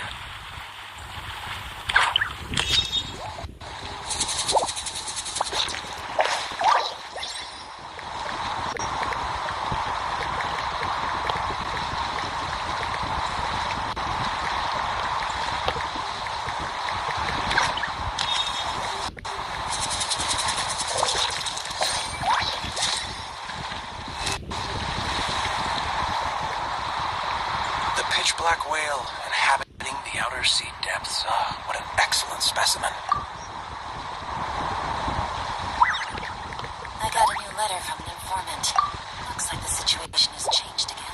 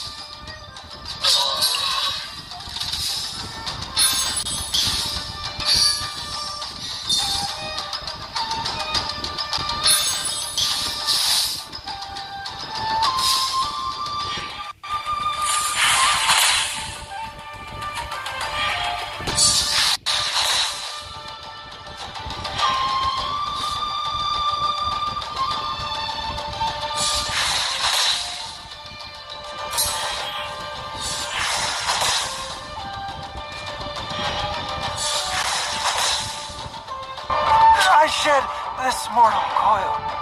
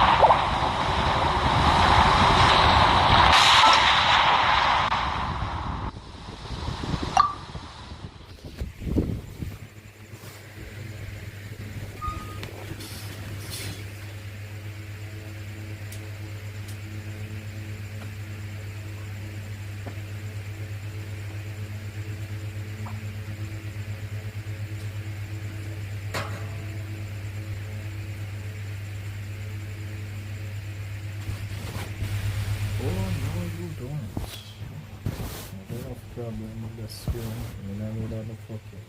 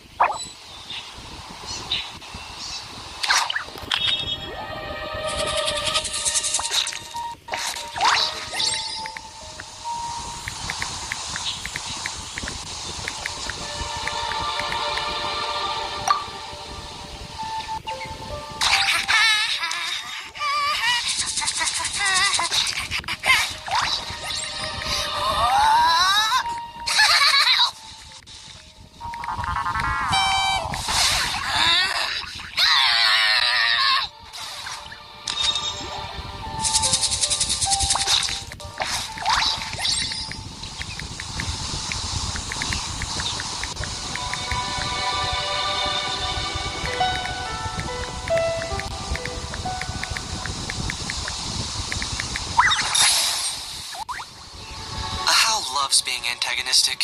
Just ignore him when he's mouthing off. Don't let him get under your skin. I dare you to release me and say that to my face! Rise like smoke.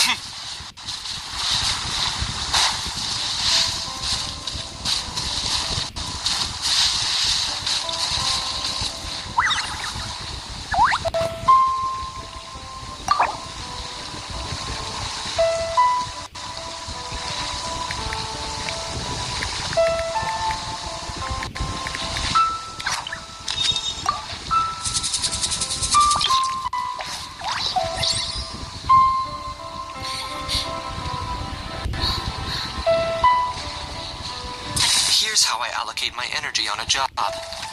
70% goes to investigating, 10% to making a final decision, and the remainder for execution.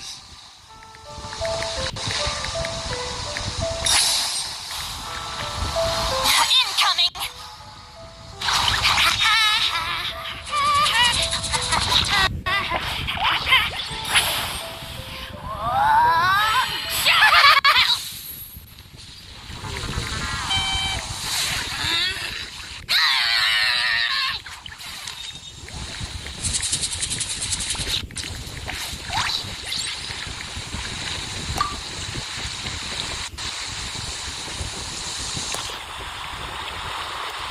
Going into a trance is risky for most people, so don't get any ideas. Hal loves being antagonistic. Just ignore him when he's mouthing off. Don't let him get under your skin. I dare you to release me and say that to my face!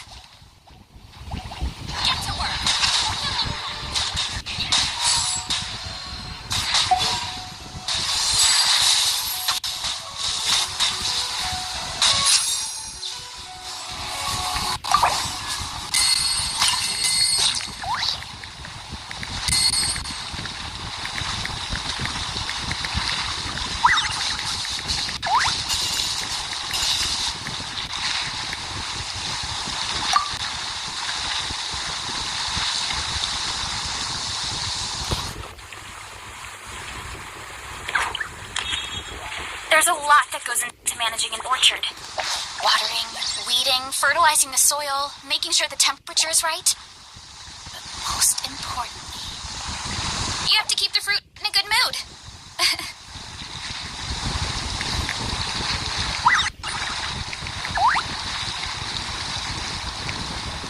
Here's how I allocate my energy on a job. 70% goes to investigating, 10% to making a final decision, and the remainder for execution.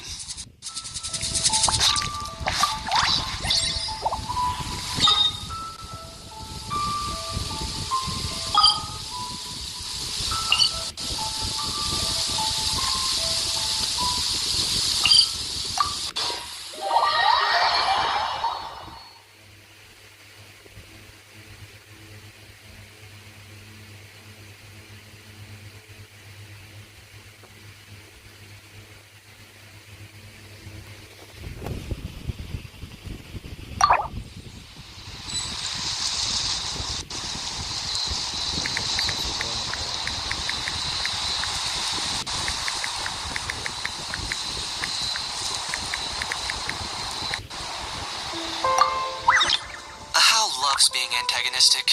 Just ignore him when he's mouthing off. Don't let him get under your skin. I dare you to release me and say that to my face!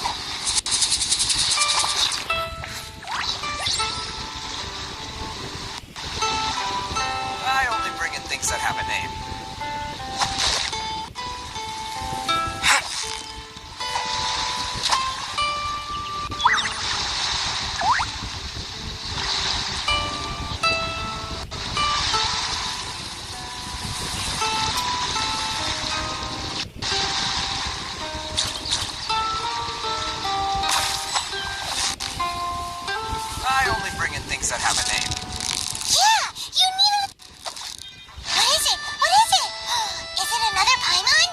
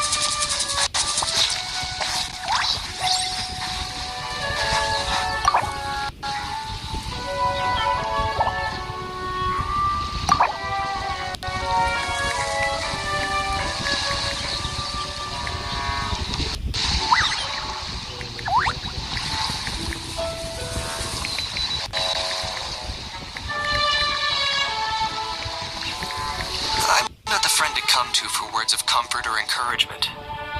But when it comes to weighing the cost of your actions, ask away.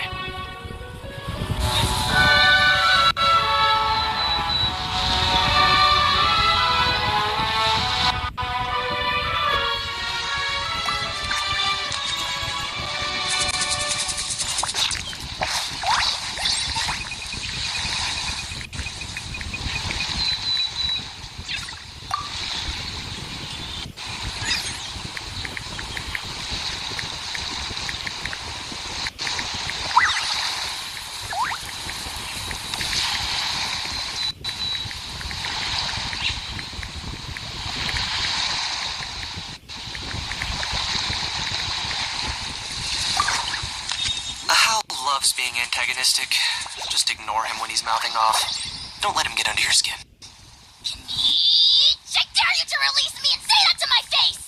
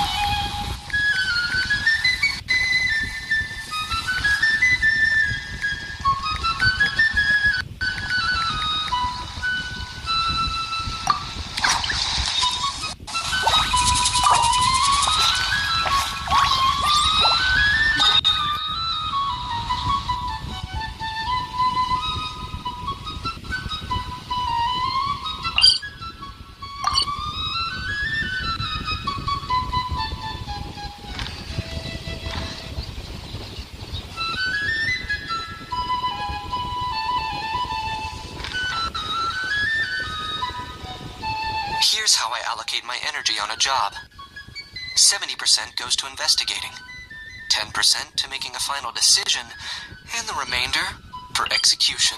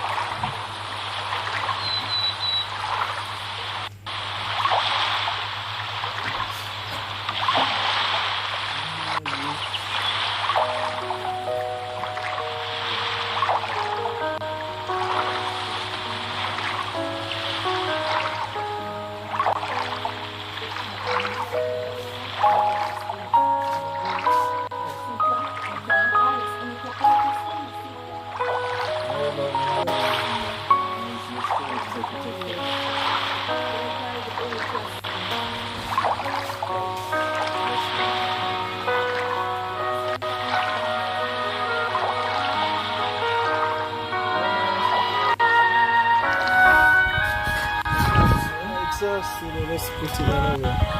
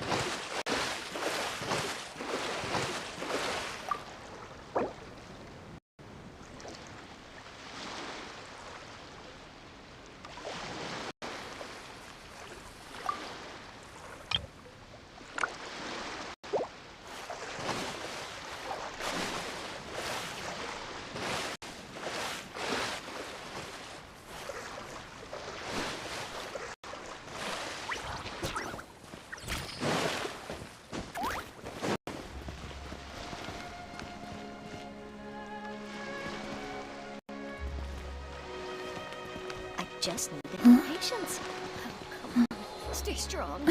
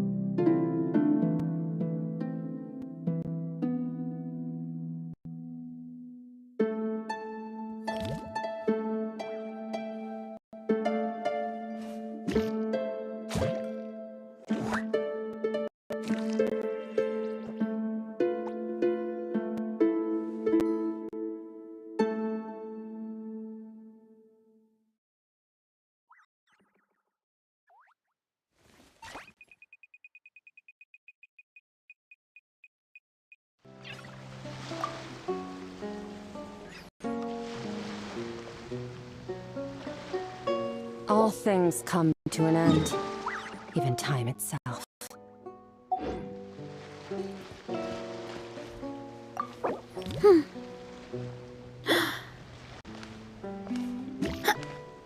I just need to have patience. Oh, come on. Stay strong.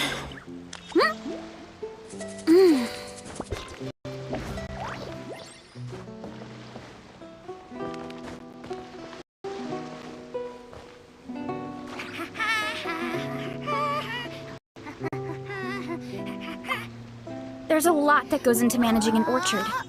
Watering, weeding, fertilizing the soil, making sure the temperature is right. You have to keep the fruit in a good mood. I just need to have patience. Oh, come on. Stay strong.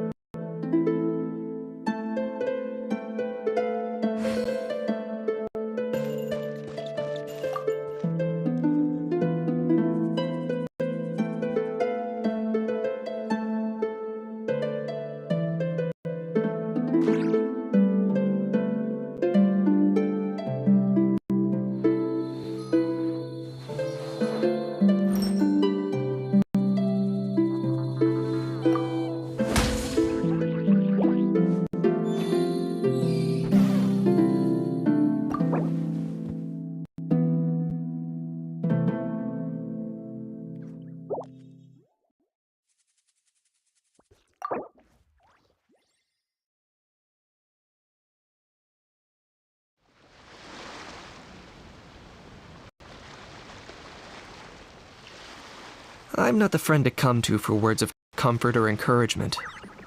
But when it comes to weighing the costs of your actions, ask away.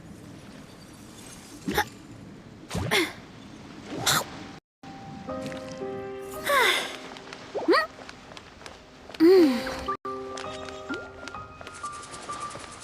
just need to have patience. Oh, come on. Stay strong.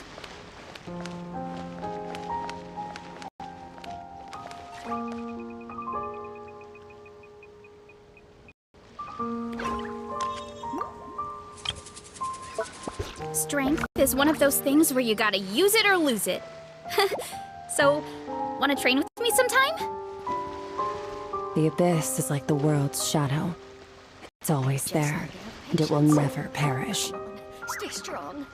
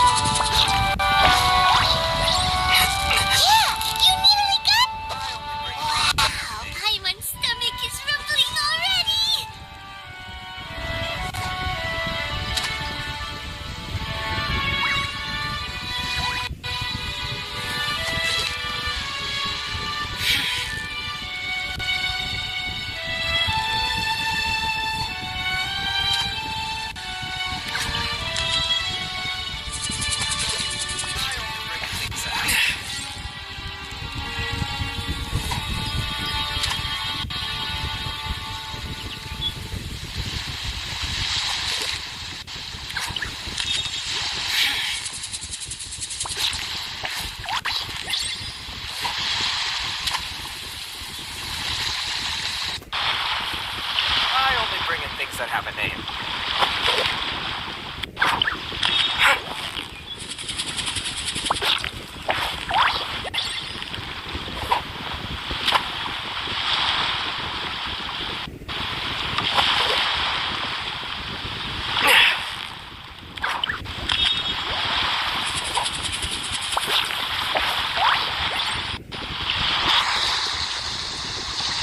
I only bring in things that have a name.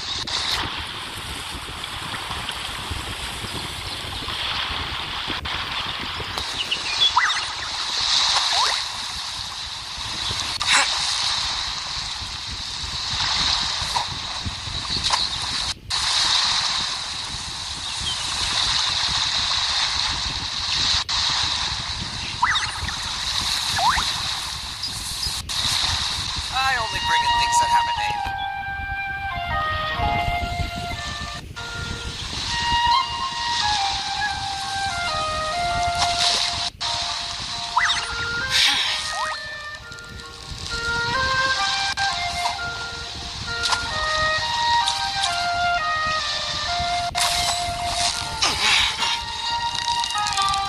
So close, so... Things that have a name. Whoa! Nice catch!